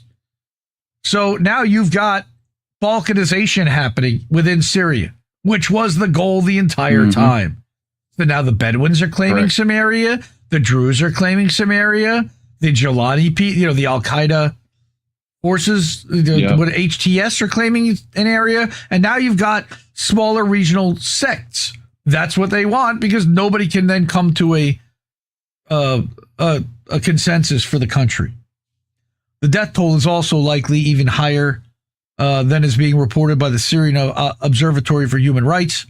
One hospital in Sudwada alone claims to have received more than 400 bodies since Monday. The actual toll may not be ultimately known for some time, but one thing is clear, it continues to rise, and this situation is far from resolved. Again, antiwar.com, Indie Media War Honoree. This was Jason Ditz, DITZ. Fuck Israel for that. But we're not done yet. Now, you mentioned Eva Bartlett. I did want to bring an Eva Bartlett story, but it was about a doctor that we have literally been talking about since December when he was abducted. Yeah. And Eva has been on this story since day one. I believe she personally knows Dr. Sophia. Israeli army abducted Palestinian doctor Hussam Abu Safia finally gets a mention in legacy media. And she says NBC issued a not terrible but not great article on the heroic doctor from Gaza. However, they stopped short of detailing his torture, nor the Israeli torture, rape, and murder of 3 doctors from Gaza prior. Of course, they would omit that. Free Dr. Hussam Abu Safia now. All right. She says if you search for reports on the abduction and torture of Dr. Hussam Abu Safia, they are scant in legacy media, and if mentioned, usually unquestioningly parrot the Israeli lies about his ties to or working for Hamas. Thus, I was surprised this morning to come across the NBC article, not the best by far, but with some truths. More below. For background on the Israeli army's abduction and subsequent torture of Gaza's doctor, see her previous, and here it is. From January, I believe we covered this from RT. So she says, Dr. Hussam Abu Safia is not okay, from his lawyer. My last visit to him was on July 9th, 2025.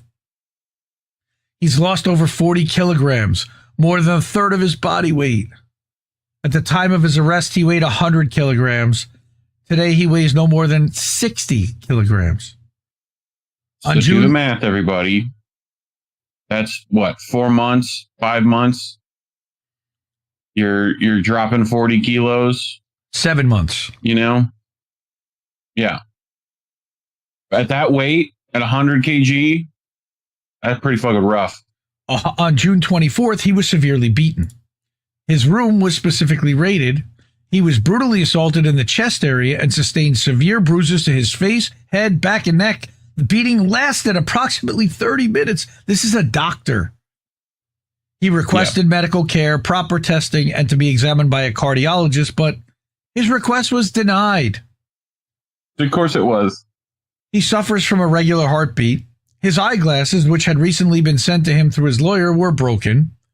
He's still wearing winter clothes while enduring starvation, torture, solitary confinement, and total deprivation, buried underground with no exposure to sunlight.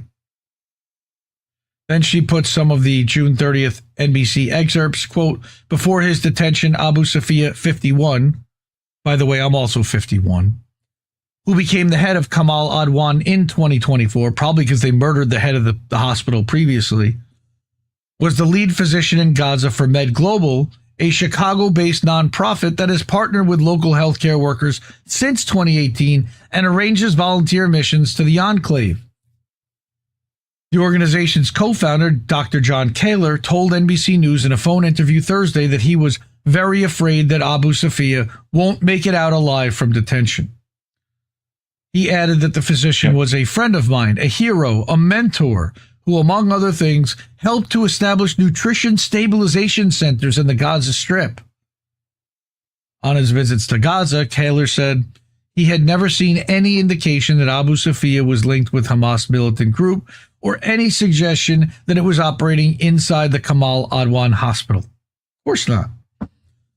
5 other members of Med Global's team have also been detained. And on Monday, the organization called for the release of scores of health workers detained by Israel, including Abu Safia, which we know they won't do. Their targeting and attacks on the healthcare system is the point.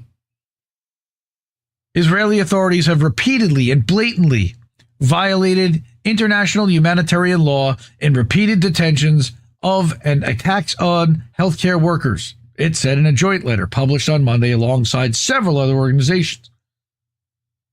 According to Al-Mizan Center for Human Rights, an NGO that advocates for the people of Gaza and that has been providing legal support to Abu Safia, no formal charges have been made against the hospital director as of Thursday. They're just holding him without charge indefinitely. Asked for an update on his case on Friday, the Israeli military did not immediately respond. What a shock. But a spokesman for the Al-Mizan Center for Human Rights said Thursday that he was still being detained in Ofer prison in the occupied West Bank, where he faced dire conditions, inadequate food, and overcrowded cells. And torture. At least at least 3 Palestinian doctors abducted from Gaza have died in Israeli prisons since October 2023. In September of 2024, UN Special Rapporteur on the Right to Health stated that Dr. Ziad Eldalu is the 3rd doctor confirmed to have died while being detained by Israel.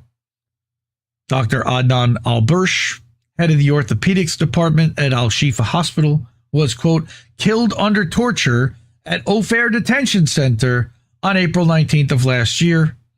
Dr. Adnan Al-Bursh was likely raped to death, wrote UN Special Rapporteur of the occupied Palestinian territories, Francesca Albanese, who deserves a Nobel Peace Prize. Dr. Ilyad al-Rantisi was killed due to torture at an Israeli Shin Bet interrogation center in Ashkelon 1 week after his detention in November of 2023. Israeli authorities concealed his death for more than 7 months. Why? They're not going to face any repercussions for it anyway. Why not just announce it? The torture of Palestinians in Israeli prisons has been widely reported. Methods include electric shocks to the genitals, stress positions, psychological torture, near starvation, and rape, resulting in serious internal damage, sometimes leading to death.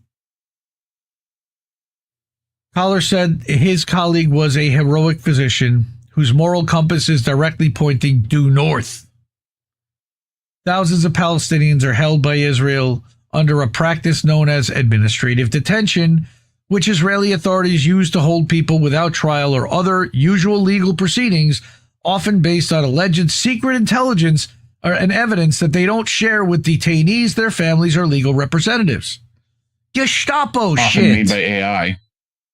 It's Gestapo level stuff.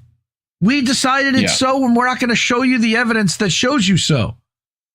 The practice has been roundly criticized by human rights groups, saying it's used to hold Palestinians indefinitely without charge or due process, while Israel has defended the practice as necessary security measure.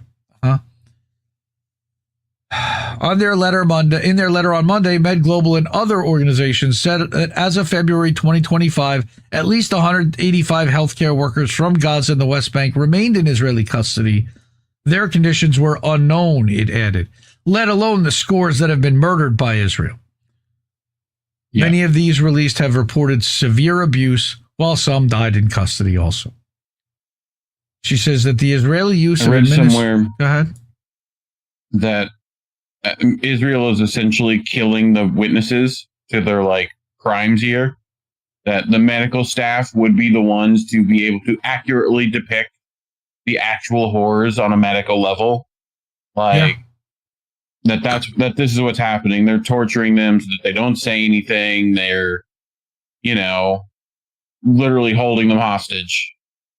So they can't clinically describe what's happening from a medical perspective.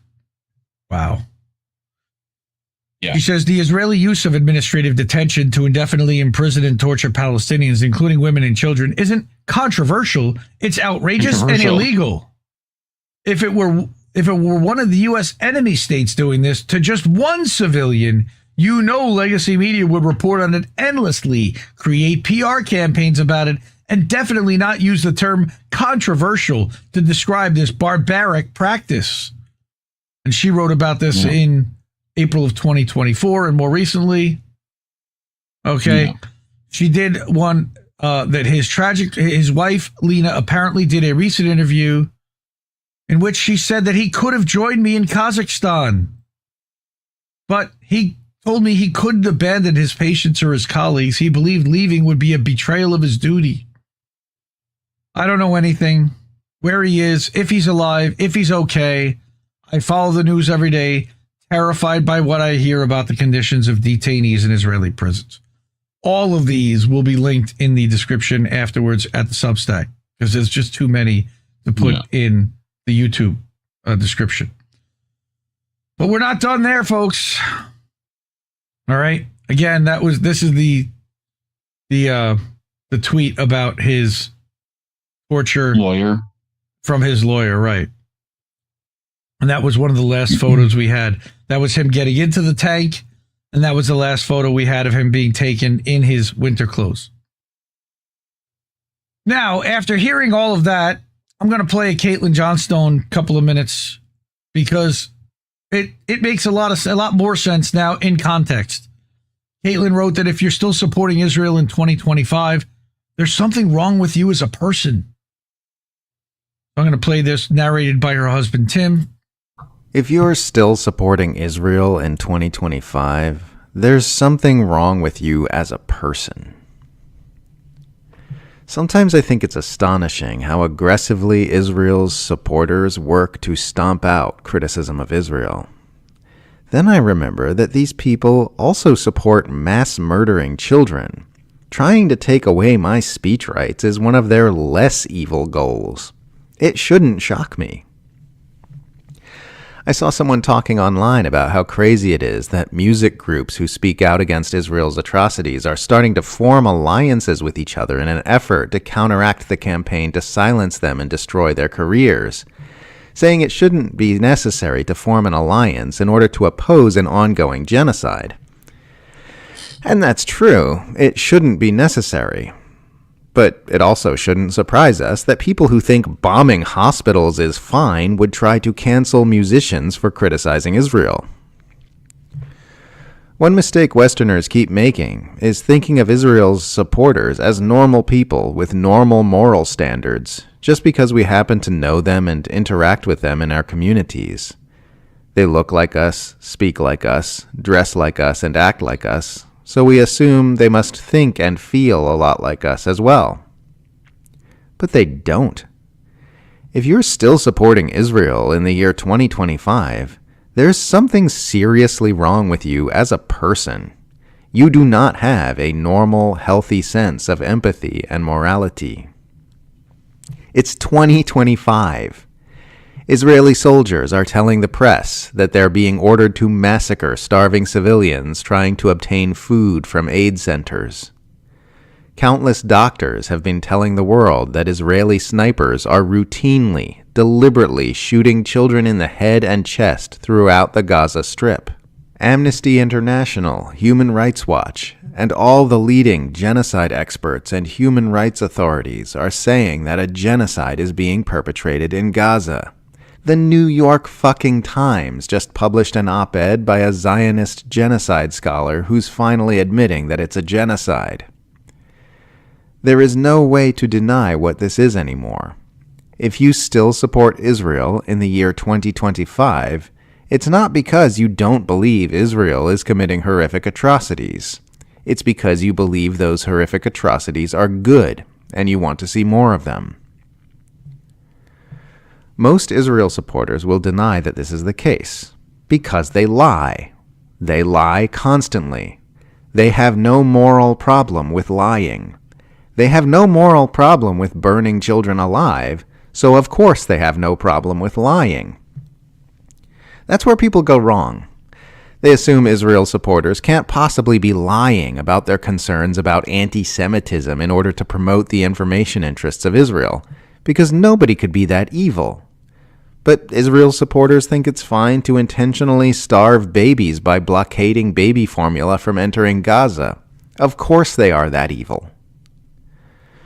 People assume Israel's supporters wouldn't deliberately stage fake anti-Semitic incidents or artificially inflate anti-Semitism figures in their own countries so that their governments will implement authoritarian measures to stomp out criticism of Israel in the name of fighting anti-Semitism, because they assume nobody could be that depraved. But these people think it's fine for the IDF to systematically assassinate Palestinian journalists to stop them from telling the truth. Of course they are that depraved. Of course they'd try to silence our speech.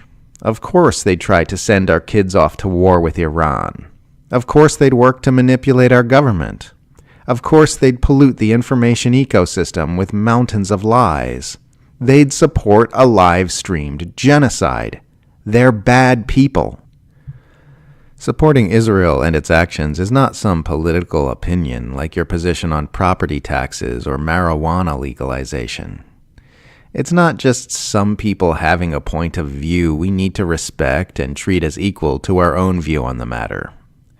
They are working to make it possible to conduct an extermination campaign of unfathomable horror. That's as political as a gang rape, and just as worthy of respect. There's not really anything you can put past Israel's supporters at this point. They will lie. They will manipulate. They will pretend to believe things they do not believe. They will pretend to feel things they do not feel. And they will do these things to facilitate some of the worst atrocities you can possibly imagine. This is who Israel's supporters are. They're showing you who they are every single day.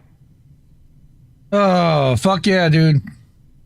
Indie Media Award honoree Caitlin Johnstone. Also, you totally user-funded. She takes no sponsorships. She takes no anything other than what people give her for her work. Amazing. Love her. Caitlin John ST.ONE.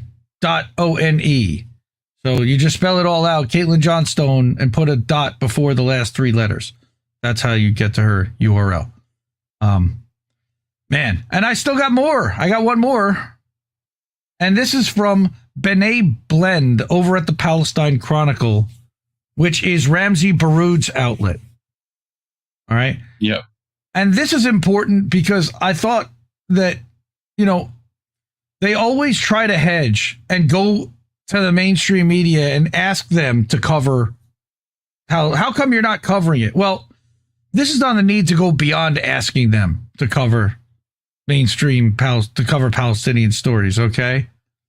So, on July 11th, illegal Israeli Jewish settlers murdered 2 Palestinians in the town of Shinjil, north of Ramallah, in the occupied West Bank. 23-year-old Muhammad Shalabi and U.S. citizen Saif Eddin Muslat are the latest victims of the Zionist plan to ethnically cleanse all Palestinians from their homeland. Not just Gaza. Remember, people from the West Bank didn't attack anything on October 7th. They had nothing to do with this. And yet they're also being systematically exterminated and displaced. Amid escalating settler attacks across the region. Okay. No, it's just fucking Israelis just attacking the people who live there. Muslat's death drew particular attention, but perhaps because of his U.S. citizenship, as well as his particularly violent death. Murdered while visiting relatives on his family's farm, his relatives attest that settlers beat Muslat, then prevented ambulances from reaching him for several hours. Remember we read the thing about how the drones were preventing people from getting to a woman who was buried under buildings? This tracks. Mm-hmm. Zionists also fatally shot his friend, leaving him to bleed out, according to the Palestinian Health Ministry. Settlers are often depicted as armed and dangerous while somehow being separate from government. In fact, these attacks are occurring under full military protection with political approval from the Zionist regime.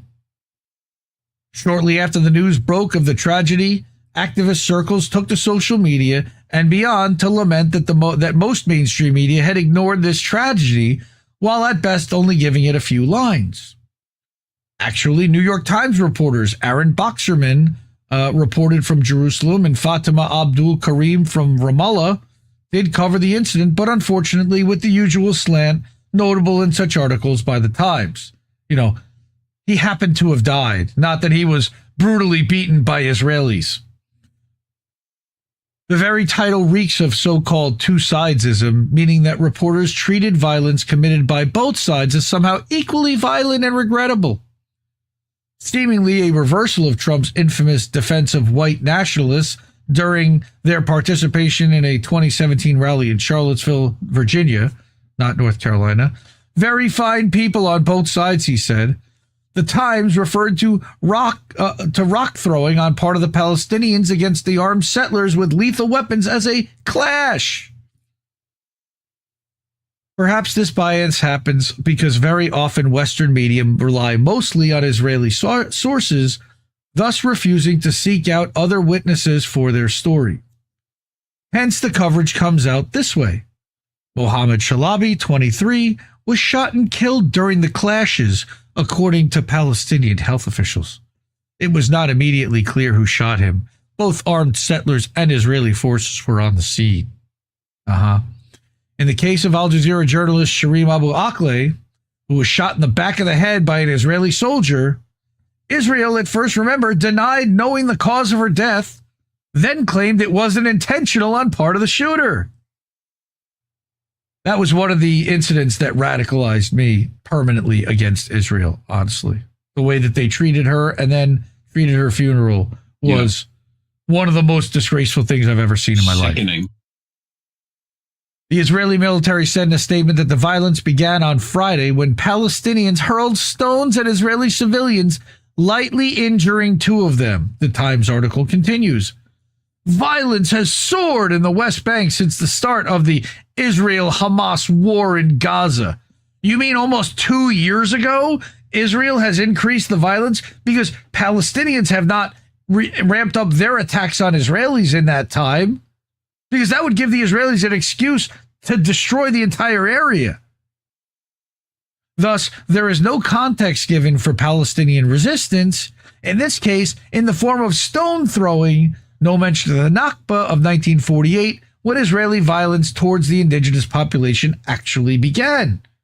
And even before 1948, when the terrorism had started happening in other Arab nations of Jews to force them and lead them to believe, brainwash them into believing that the only safe place for them to be would be in Palestine, aka Israel. There's the same lack of framework pertaining to the entity's genocide in Gaza, a siege, not a war, on the total population, not just Hamas, all done in the hopes of displacing inhabitants of the entire strip, which they're doing.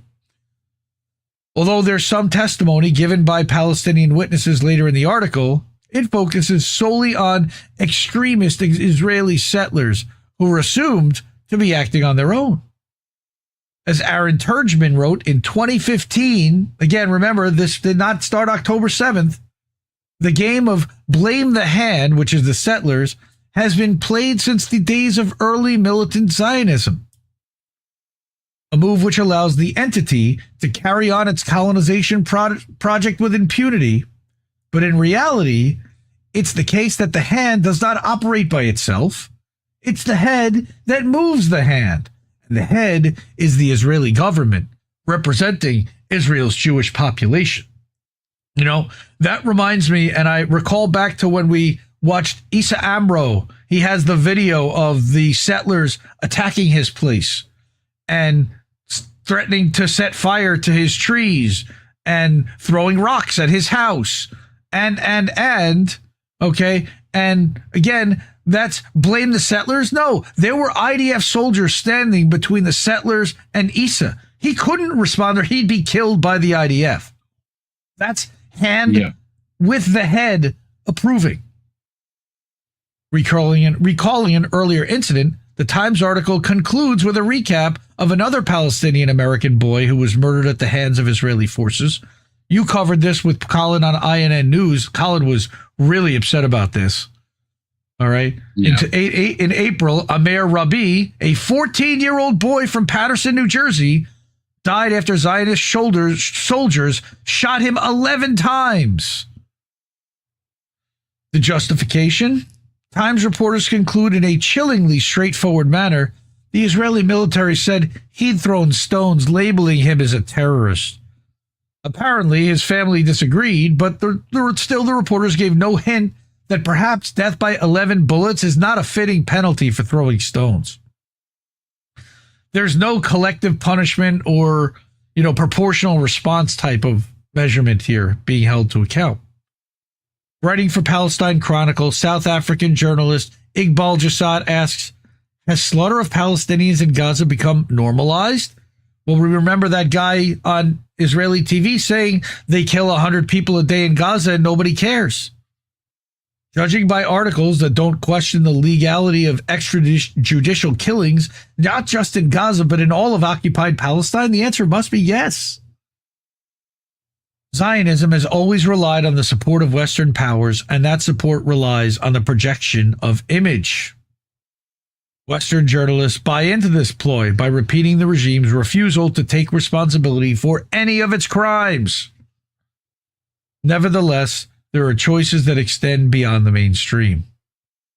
In A New Generation Bears Witness, Ramzi Baroud, founder of Palestine Chronicle, describes an emerging group of young journalists in Gaza whose mission is to cut through the myths propagated by Western media, the ones that haven't already been killed. Over 200 have been.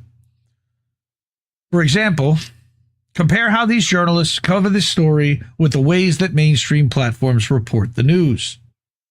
As for the latter, there was no context, no effort to question information provided by the Zionist regime, who lies constantly and has been caught lying constantly. Although there might be a few comments from Palestinian observers, these are mentioned so briefly that they carry very little weight. Palestinian reporters, along with those sympathetic to their cause, provide context and a backstory that makes clear how this was no random act. According to Palestine Chronicle staff, the murder of Shalabi and Muslat occurred amid an escalation of settler and military violence along the central and northern West Bank. Again, not Gaza. No Hamas in the West Bank. Israel's genocide in Gaza, now in its 10th month, also provides a backdrop for this story. I would say it's much more than its 10th month, but it's now in like its 20th month, I think. Lebanese pan-Arabist source Al-Mayadeen explained further that these attacks are part of the entity's ongoing efforts to occupy more Palestinian territory.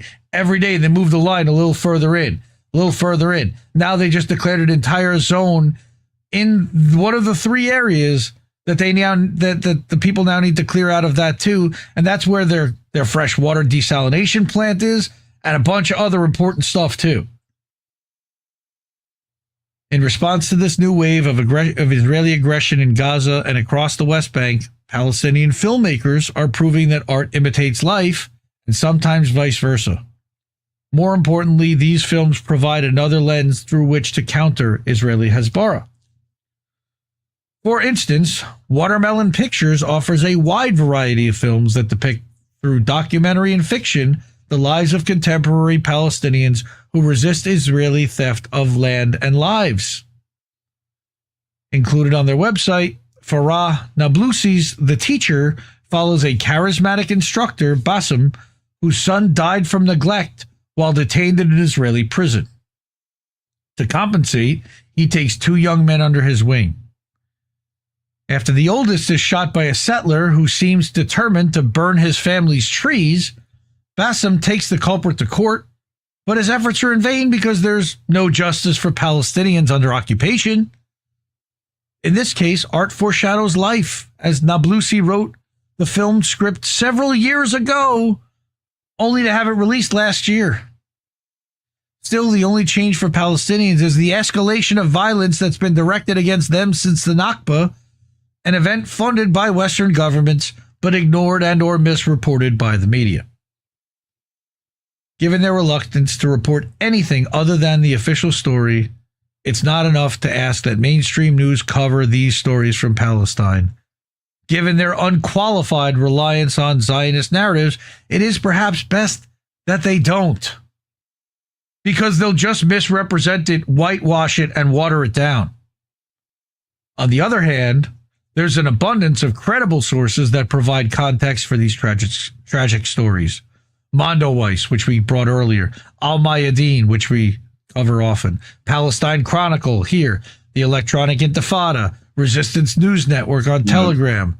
These platforms and more rely on narratives told through various indigenous lenses. Quote, despite the devastation in Gaza, a new understanding of the tragic realities there and throughout Palestine is emerging, Baroud writes. These lessons will endure. A key lesson is that Palestinians, like other victims of conflict and colonialism, are not inherently dependent on the West for their truths to be known and acknowledged. Again, shout out to Reef and Colin for bringing those stories to INN News. For those looking for credible narratives and backstory, it's time to break their dependence too on official news. Again, abandon corporate media and encourage your family to do so wherever possible. They are lying, paid propagandists on behalf of the Zionist regime. This is yet another example of that they do so. Yeah. So, fuck Israel. Fuck Israel. And once again, fuck Israel. Because they're murdering, lying scumbags who are stealing land and genociding a population while denying that they're doing it the entire time. It's as disgusting and gaslighting as anything. And they're doing it in the name of religion, which is even more disgusting. YouTube certainly doesn't like us talking about stuff like that. So if you're able to, it means please support the network with a tip somewhere else other than on YouTube.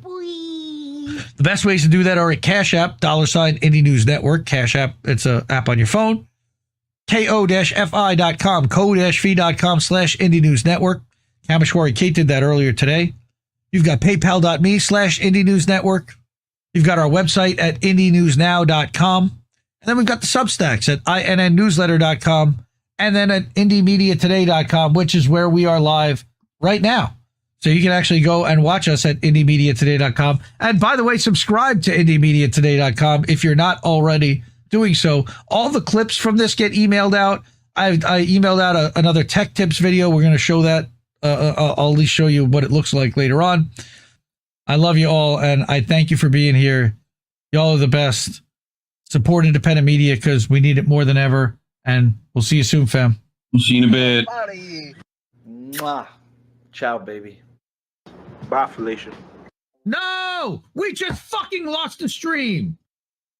Can't keep giving us nothing and think we're bluffing about coming for your heads. Why play civil if you won't listen to 50,000 dead? And now we know our mission, we form a militia, make Congress a prison.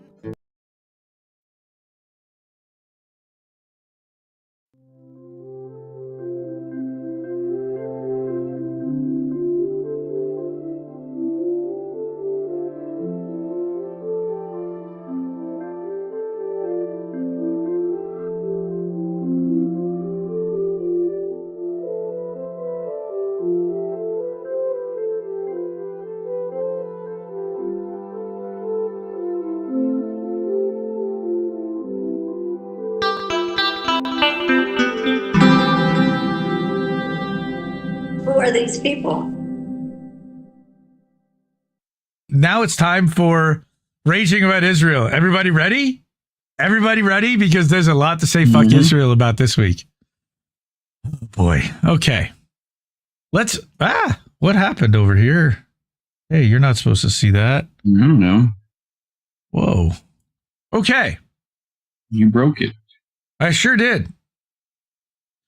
Anti-war news. Dave DeCamp, Indie Media Award honoree, inaugural class, publishes the other day, Israeli Knesset passes non-binding resolution calling for the annexation of the West Bank. This was the big game. This was why they backed Trump specifically, was that he basically said that he would allow them without pushback to annex the West Bank. And now it's happening. The motion passed in a vote of 71-13. There's no Hamas in the West Bank, so how? But what about the hostage? Yeah.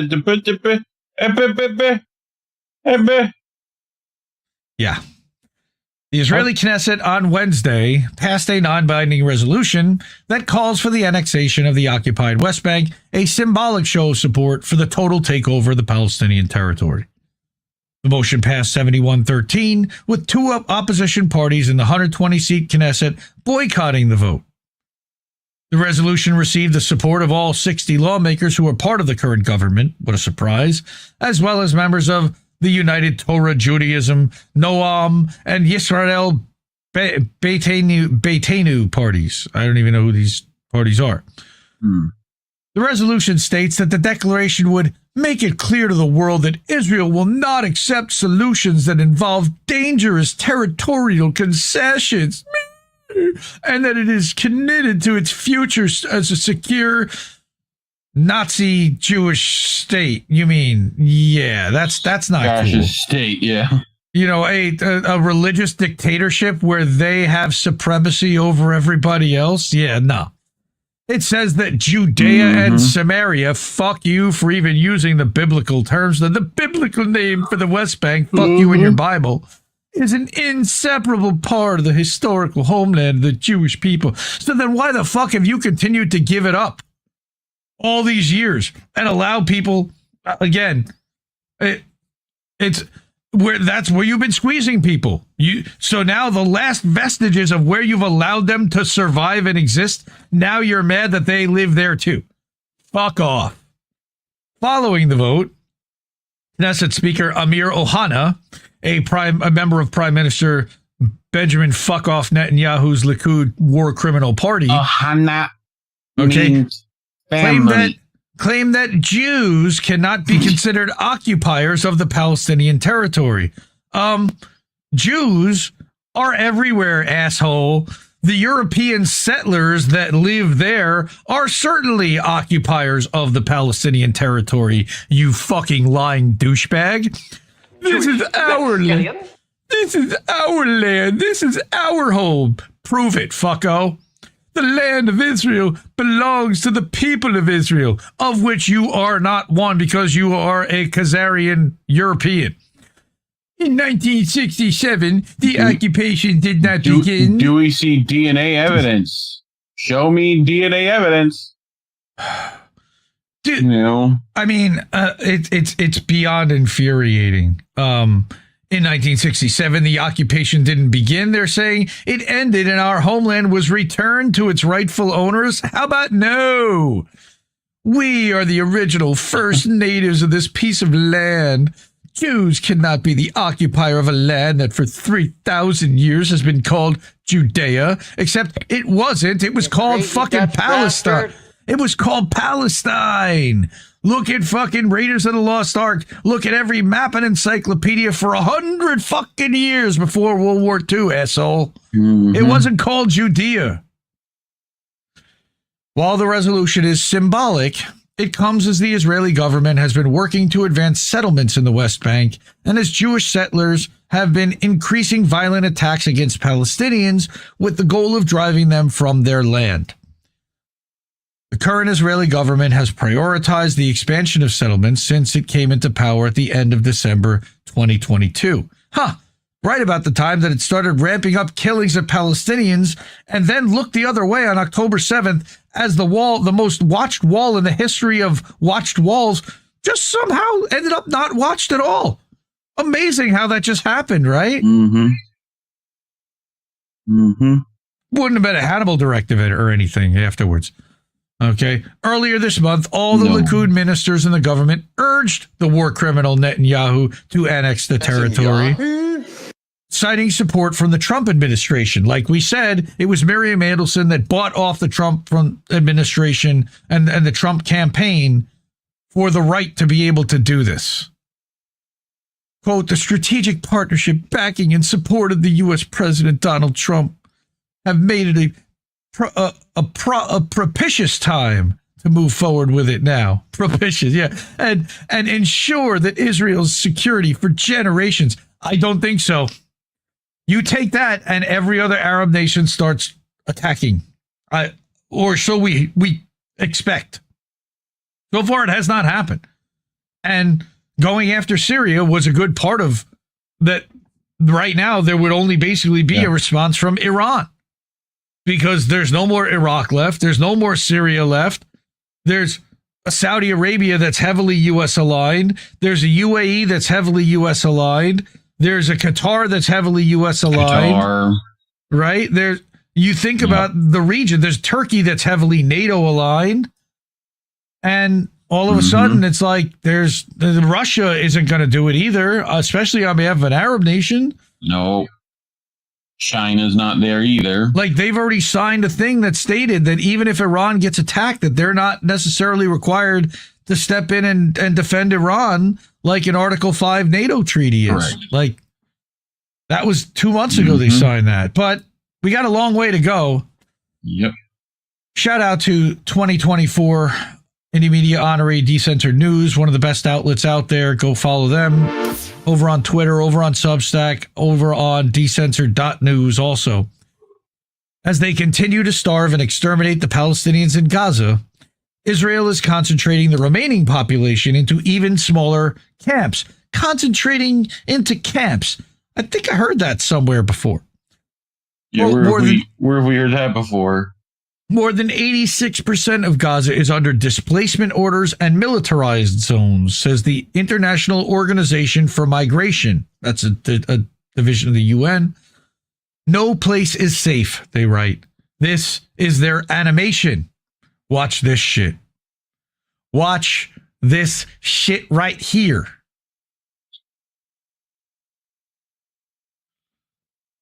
This is just from March 18th. Displacement orders in Gaza.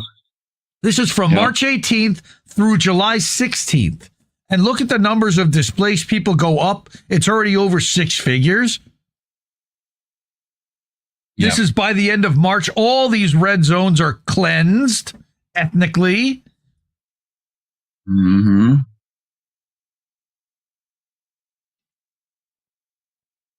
Oh, here we go. This is just the beginning. It's going to get, well, that was the big one when they moved the line in. That was the big one. Now you got 725,000 displaced on July 16th. That's where the line was at the end. Right there. Okay? Everyone that was in that big area now just can live in these gray areas. Maybe. And then they're shot at when they're walking for food and water.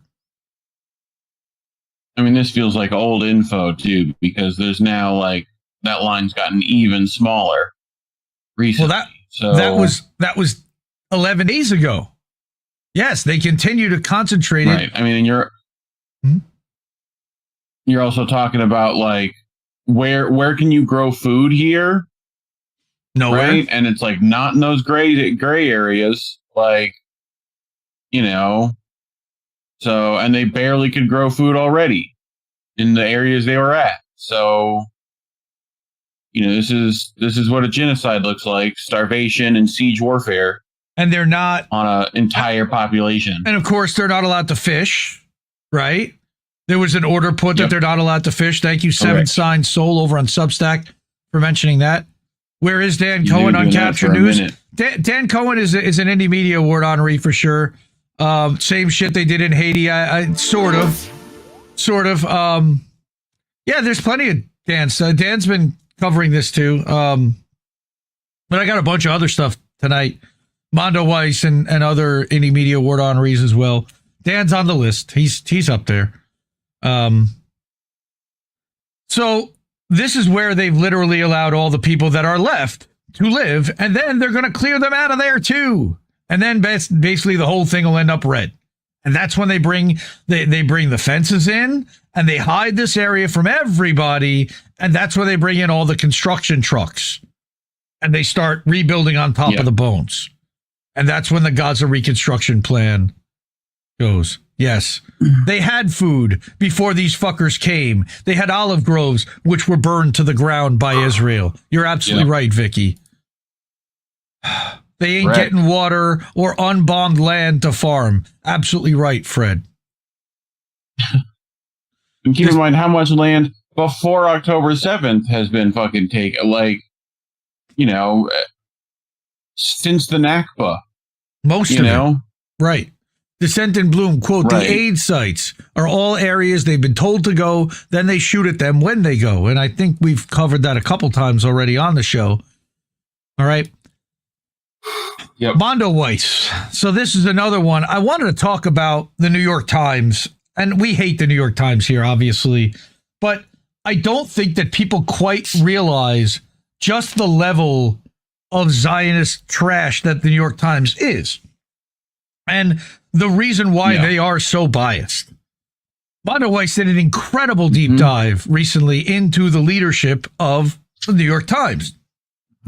Pointing out... New York Times? Oh, sorry. Well, that's what Christina P. used to call them a long time ago, by the way. The New York Times has helped to enable and sustain Israel's ongoing genocide, or at least whitewash it in the public press. A new dossier reveals the close ties of 20 top editors, executives, and journalists at the Times who've covered Gaza and their connection to Israel and Zionism, and whitewashed it the entire time. All right?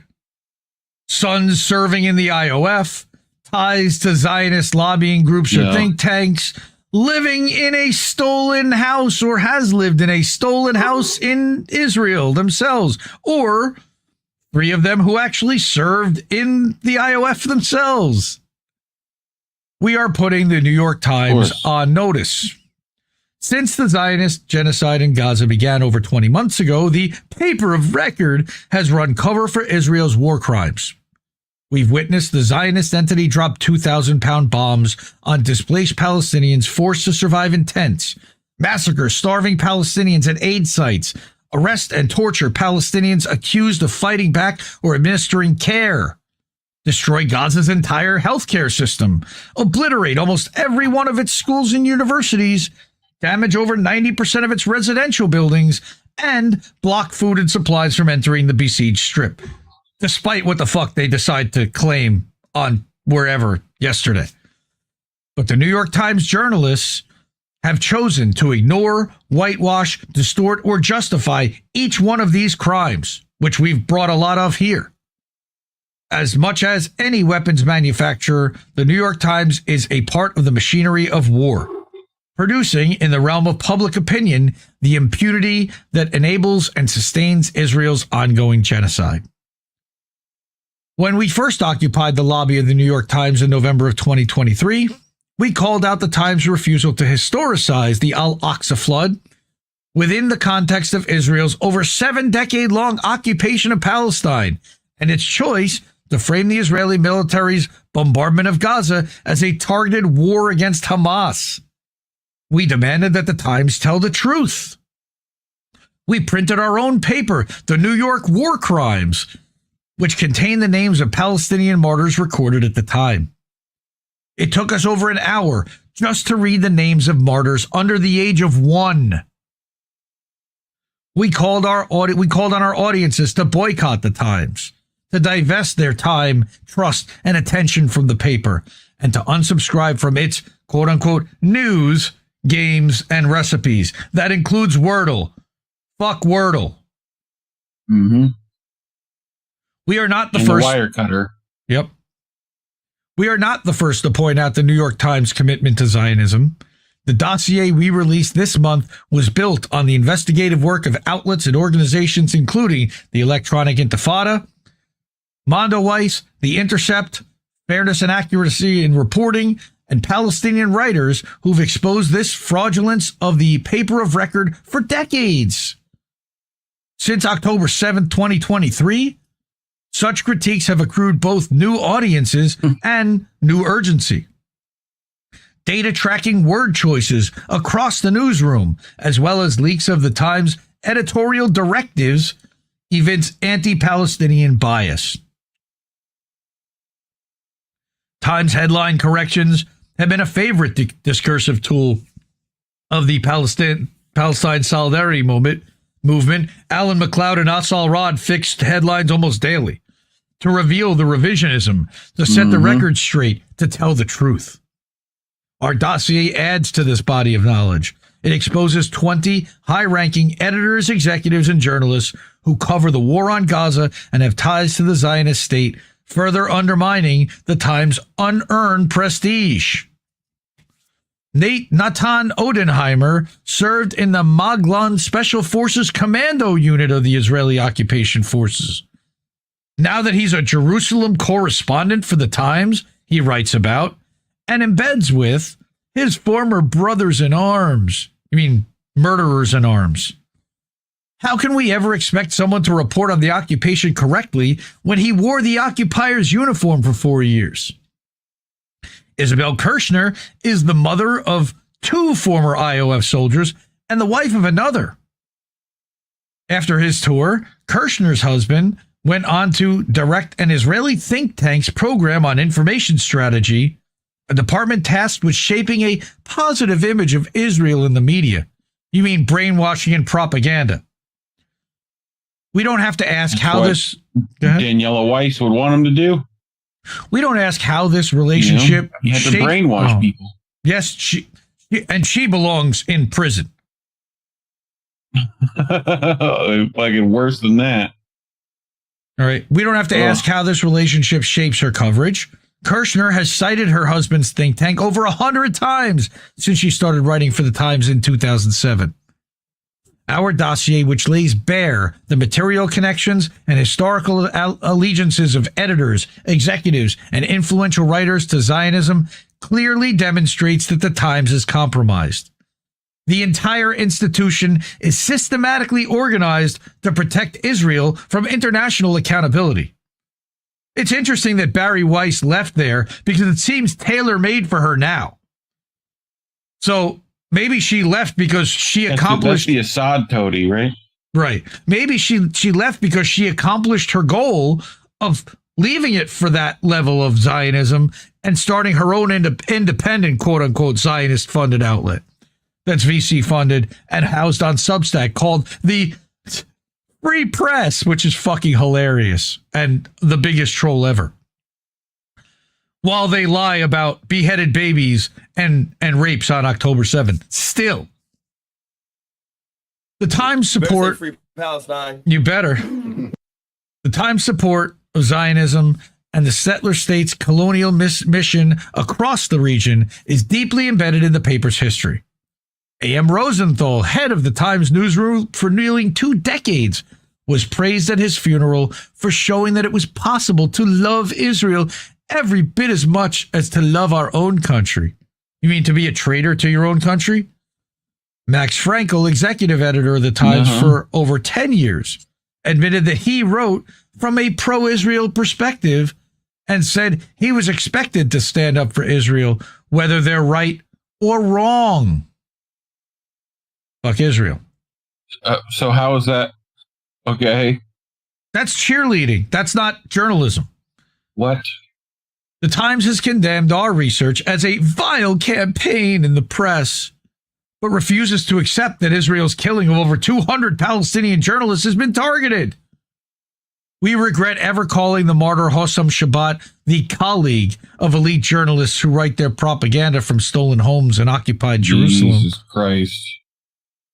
Those who serve in the IOF, who get paid by the Israel lobby to spew Hasbara, are not the colleagues of Palestine's bravest.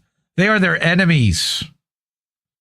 The paper's response to our dossier deploys the same tortured logic present in its coverage.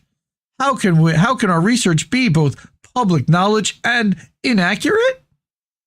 We know why the Times has been silent on the killing of media workers. Palestinian journalists expose the same truth the paper seeks to obscure.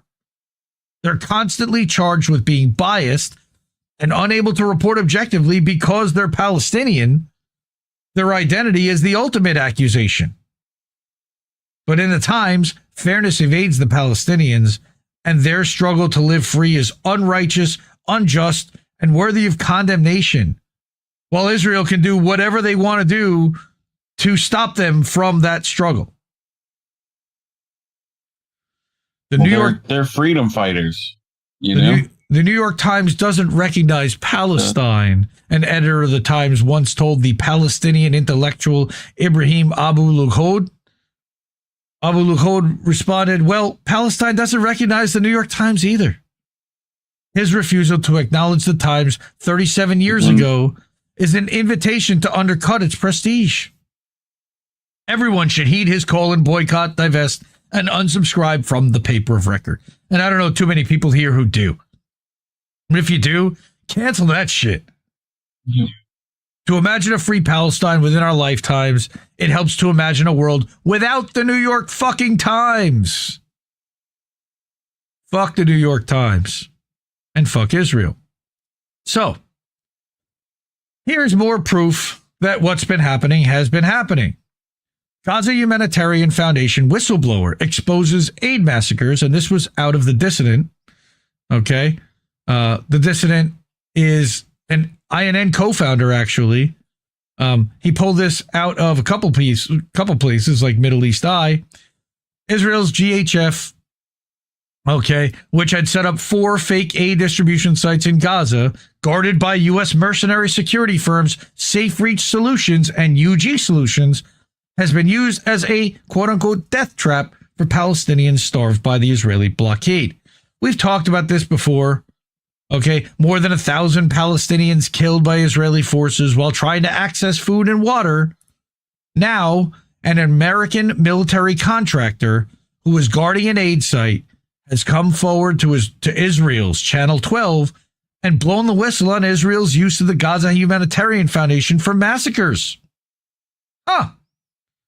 I thought they were denying that. And that was on Israel TV. He stated in the interview, quote, "I'm a career veteran in the United States Army who's been deployed to combat 12 times in 4 different wars. I have never in my entire military career been a part of, allowed, or bystander to the use of force against unarmed innocent civilians, and I'm not going to do it now. Too late." Referring to the GHF, he said, "There's no fixing this. This needs to be put an end to it. There needs to be an end put to it." The UN was already distributing food beforehand, easily and well. And Israel stopped that because they were distributing food easily and well. They wanted to starve the Palestinian people, and that's what's happening. So this whistleblower recounted a story of a GHF guard spraying an entire bottle of pepper spray into an unarmed Palestinian civilian's face when he was desperately picking up food, saying there was a man who was on the ground, he was on his hands and knees, and he was picking up noodles. The UG security personnel wanted to get the Palestinians off the site, so they started yelling, "Hey, let's go, let's leave." The guy wasn't armed, he wasn't a threat. So this UG contractor sprayed an entire can of pepper spray into the guy's face. That's lethal. He also recounted a UG contractor killing a Palestinian woman with a stun grenade, saying, "I was standing next to these 2 women, and this contractor threw this stun grenade, and it landed between me and them. This thing hit us, and she just dropped, just lifeless, collapsed to the ground, and it looked like she'd been killed." He also told the outlet that the sites were deliberately set up in areas that force Palestinians into dangerous areas of Gaza in order to reach them. Why would they do that? He said, quote, "The IDF engineers built the sites and decided where they would be.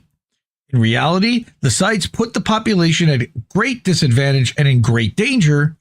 The sites were not set up in locations, nor were they set up in a way that was conducive to delivering and distributing humanitarian aid to a needy population." That, to me, is the biggest indictment of all. Like, that's what they were supposed to be doing there. The Palestinians couldn't have vehicles. They couldn't have cars. They were on foot. Most of them don't even have fucking shoes. There's no water going through active war zone areas because they wanted them to be killed.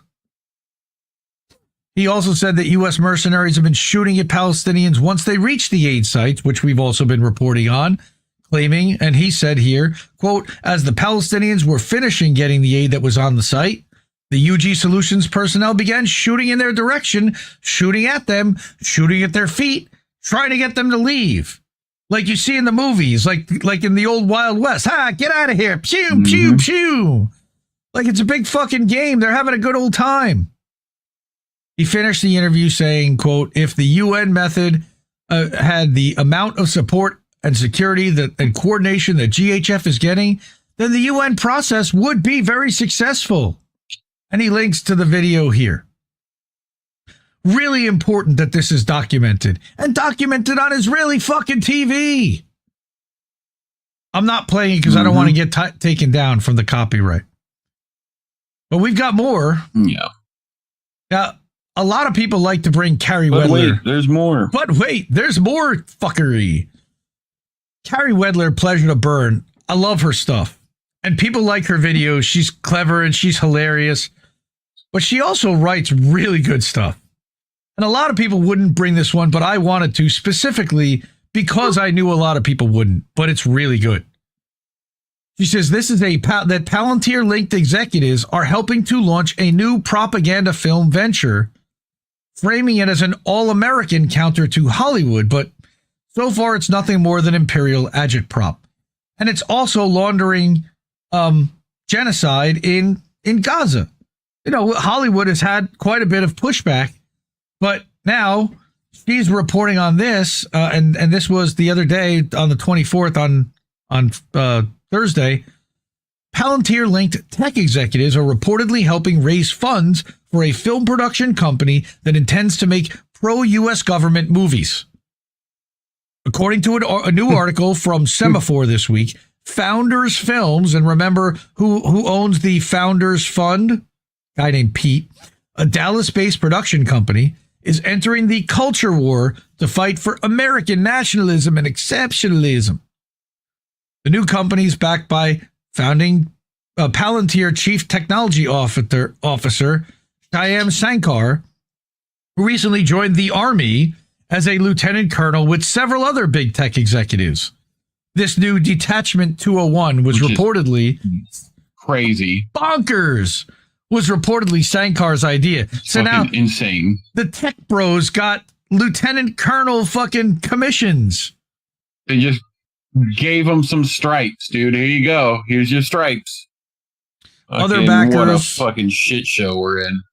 Other backers include a former head of business development for Palantir, Ryan Podolsky, an investor, Christian Garrett. Garrett's firm is invested in government contractor companies like SpaceX, Palantir, and Anduril.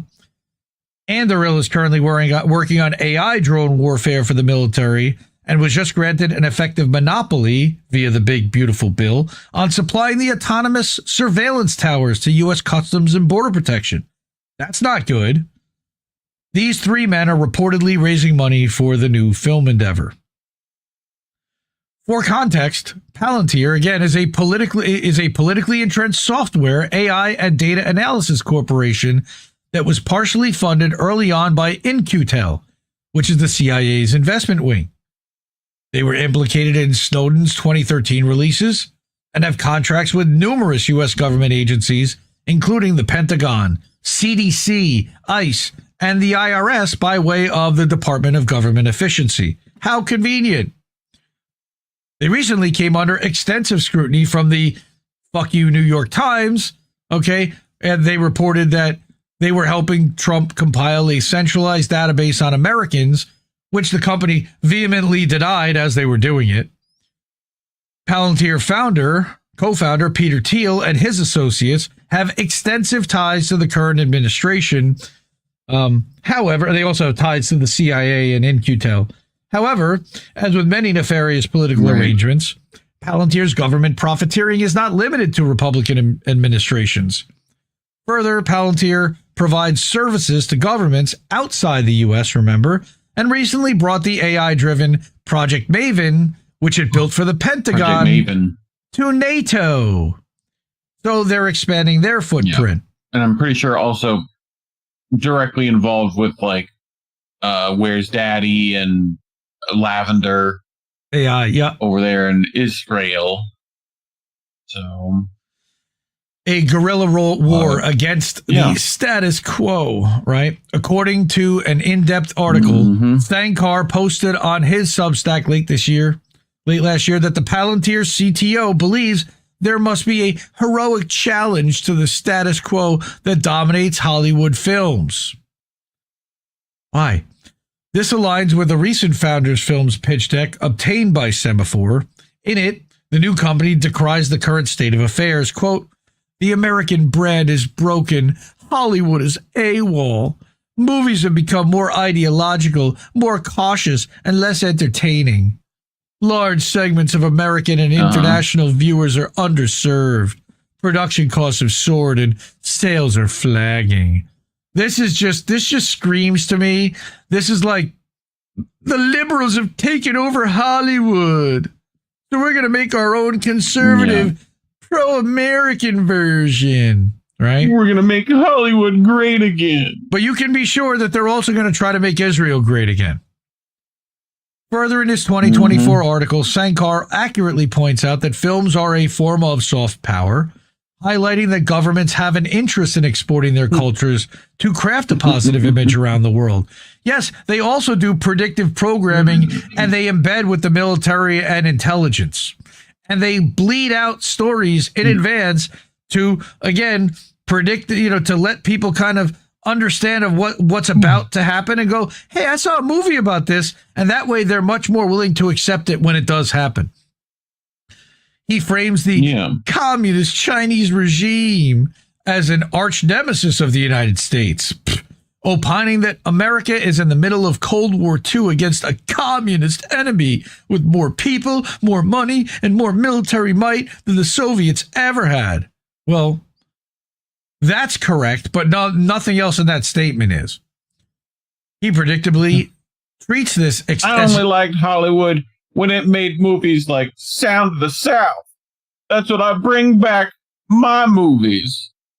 I guarantee you that's what we're... Like, what wasn't the other... Was it Goebbels or whatever that was like, we got to do Nazi videos, Nazi movies? Goebbels was the... Right, did a whole thing on that. Which one was that? I think that was Goebbels. Yeah. Of course, in his version of reality, something like that. America is the good guy standing against oppressors and evildoers who seek to subjugate the world.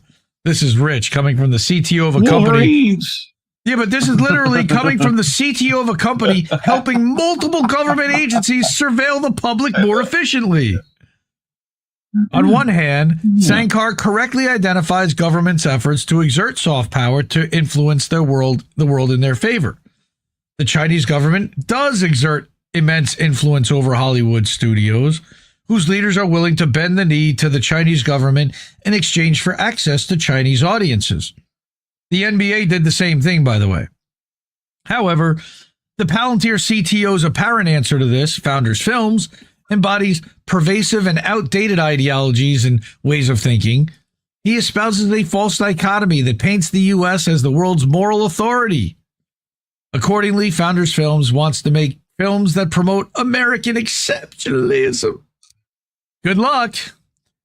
You mean American lies? In reality, the Chinese government is undeniably, the Chinese government is undeniably oppressive and corrupt, but the U.S. government is not its freedom-loving counterpart. Rather than seeking to produce thought-provoking films that explore true freedom and sincere skepticism of government and authority, Founders Films appears on track to produce traditional right-wing flavored pro-government propaganda. According to Semaphore, the production slate includes films about the 9/11 terror attacks. I hope it blames Israel, but it won't. Terror.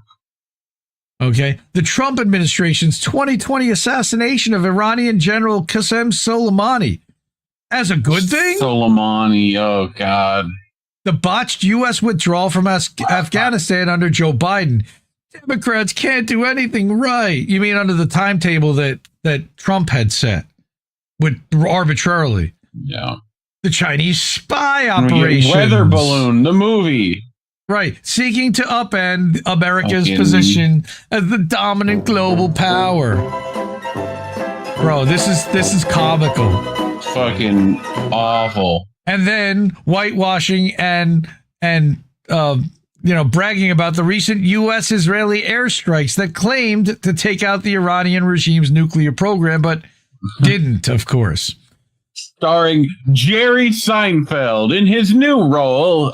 To complete the pro-government propaganda, the studio also plans to make a new version of Atlas Shrugged. Of course they're going to repackage Ayn Rand. Of course. We got to fucking Ayn Rand it up. We got to. This choice rounds out the current right-wing narrative, the age-old elevation of American exceptionalism, militarism, and government authority under the cover of libertarian, anti-government, anti-authoritarian values. In reality, military industrialism and empire are anything but libertarian. So she says... One of these fucking days, libertarians will figure it the fuck out, too. But till then, ignorance is strength. Well, now we're getting into Inksock language. Okay. The new venture's focus on American militarism and exceptionalism perfectly highlights the false dichotomy Sankar paints as Cold War II. As evil, quote unquote, as the Chinese regime may be, and I disagree with Carrie on how evil they are, the U.S. military is no stranger to abuses and atrocities. For one, American militarism and exceptionalism have led to decades of wars that are often based on lies. As Julian Assange famously said, these wars have contributed to a massive national debt on the backs of regular Americans, not to mention the immense toll on soldiers fighting these endless wars, not to mention the opportunity cost of things we could have been doing with that money and time instead. Nobody ever talks about what's been sacrificed that way. The advances in technology that weren't for military gain. More explicitly, U.S. troops and those who command them have committed grave inhumanities. A sampling of morally egregious acts includes the My Lai massacre in Vietnam, torture in Afghanistan, ongoing airstrikes that have killed countless civilians, Obama's drone program, the use of depleted uranium. And turning a blind eye to child sex abuse in Afghanistan and everywhere else for that matter.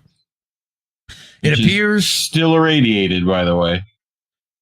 It appears the success of the new film company rests on the mental gymnastics Orwell once described. The nationalist not only does not disapprove of atrocities committed by his own side, but he has a remarkable capacity for not even hearing about them. Sounds like Israel. Despite Sankar's stated desire to challenge the status quo, his vision and that of Founders films are aligned with the establishment. Indeed, Sankar refers to Top Gun as an American ideal film. You mean the gay anthem? Oh my God. Oh my God. As it happens, Top Gun is one of countless movies directly influenced by the U.S. government. The Pentagon enjoyed say over the film's script. The Pentagon enjoyed say over the film's script in exchange for consulting and providing equipment to make the movie more realistic. The 2022 sequel. Pentagon. Yeah, those guys. Pentagon.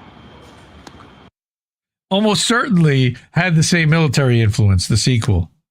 Okay. The original 1986 film also reflects the power of cinema in shaping people's opinions and perceptions.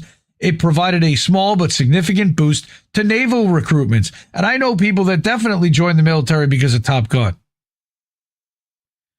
Right? So she says the longstanding relationship between Hollywood and the U.S. government, which encompasses not just the Pentagon, but agencies like CIA and the FBI, has produced inarguably pro-government films. All of them are pro-government. They're not allowed to be... Look at Transformers. Jesus Christ. The film products of this relationship... All of them. What do you mean? Everything that uses any military fucking equipment ever is fucking propaganda shit. So... Which the other half of Hollywood is just propaganda. So, one of the two. Yeah, pretty much. The film products of this relationship reinforce the same image of the American government that the Palantir Link production company seeks to boost. Unsurprisingly, right-wing culture warriors rarely decry this flavor of Hollywood propaganda. It's unclear whether Founders films will seek a similar relationship with government agencies, but it wouldn't be surprising. Actually, it would be the most obvious thing that I can imagine. All right. And of course, outcomes are greater than intentions. Far from being a true challenge to oppressive ideological influence, Founders Films is on track to reinforce the same pro-government narratives, culture wars, false left-right dichotomy, and polarization that have long plagued media, politics, and society at large. While Sankar may be correct that Hollywood has rolled over for the communist Chinese regime and that the film industry needs fresh content because they do keep recycling sequels and prequels and offshoot stories and it's just fucking capitalism. Right. Regurgitating it's establishment always that ruins things. Regurgitating establishment propaganda tropes from decades past is hardly an effective solution. Perhaps the Palantir executive-backed film company is knowingly perpetuating harmful, subservient ideologies as an intentional push to subjugate people's minds. Maybe. Or perhaps the new project is merely a reflection of their own sincere, albeit propagandized beliefs. It may be a bit of both. It's not. Either way, their true intentions matter less than the end result, conditioning people to revere their jingoistic overlords as liberators and encourage affection and reverence for good authoritarians. Again, Carrie, I disagree with you on the Chinese communist stuff and how they're evil and authoritarian and they're the big bad guy that we have to worry about in the future. They're already the world dominant global power, and they're going to be for the rest of our lives. Like it, don't give a fuck. They don't give a fuck. There are too many of them that we can't stop them. Now, one other thing I wanted to mention, another Indie Media Award honoree, Andy Worthington, mentioned something last night, and I'm not 100% sure what's happened today with it, but there was talk of the resumption of aid deliveries in Gaza after 146 days of no trucks getting through, despite what Israel claims. He said it appears that the outrage caused by the horrific images of deliberately starved children in Gaza, and all you have to do is look all over Twitter or Substack to see pictures of emaciated children and adults, like literally skin and bones, looking like Nazi Germany. Those images have finally stirred sufficient international pressure to compel Israel to, at least temporarily, clear its eyes of the red mist that's been in place relentlessly for 22 months almost, and especially since March 1st, when Netanyahu's wretched genocidal regime imposed its latest barbaric siege on all food, water, medicine, and fuel supplies into Gaza. Again, you can lie about that and say that they're not. March 1st was the last time any aid got in. Except for death shrouds. Remember, they allowed 7 trucks full of death shrouds in. I remember you reported on that.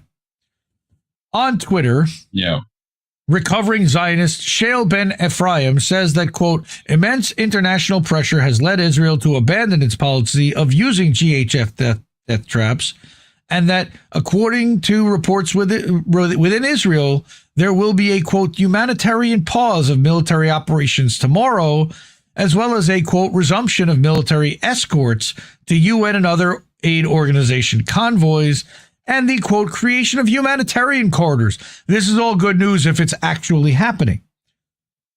He says a reliable IDF source told him that, quote, everything we have done in the last few months has failed. The government has finally realized that the pictures broadcast around the world have weakened our hand and strengthened Hamas.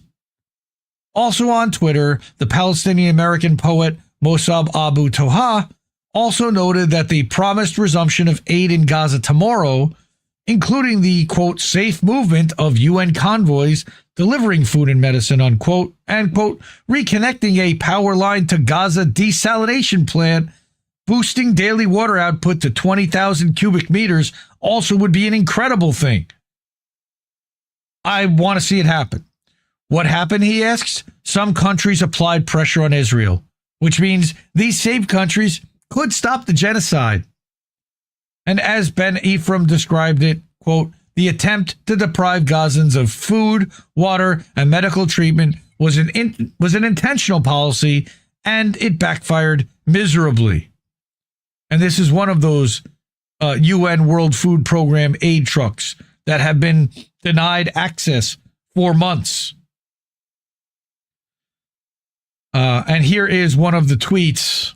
And you can see this was last night when they started moving from Egypt, but I don't know what happened when they got to the Rafah gate. Was there an entire large contingent of Israelis there to block the trucks from going through? I don't know. I saw some stuff about it, but I have not seen the latest about what happened with those trucks. But I mean, Egyptian military escort, anything? Well, no. Okay. They're not doing that. I mean, I get it.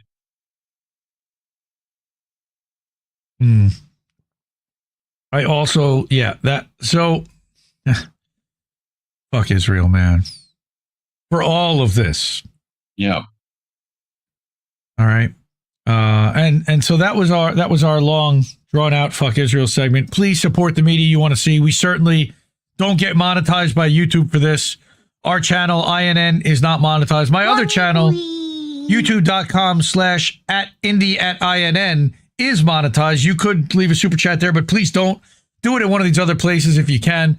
Cash App, $ Indie News Network, ko-fi.com/Indie News Network, paypal.me/Indie News Network. IndieNewsNow.com is our website that has a Keep the Media Free section where you can do that. And then at the Substacks at INNnewsletter.com and at IndieMediaToday.com, where we are, again, live right now. Support independent media because we need it more than ever. I'll see you next week. I love you all. And have a good one, everyone. See you in a bit, fam. Ciao, baby. We are out of here. No! We just fucking lost the stream. I guess this isn't such an awful place. Is that what you want me to say?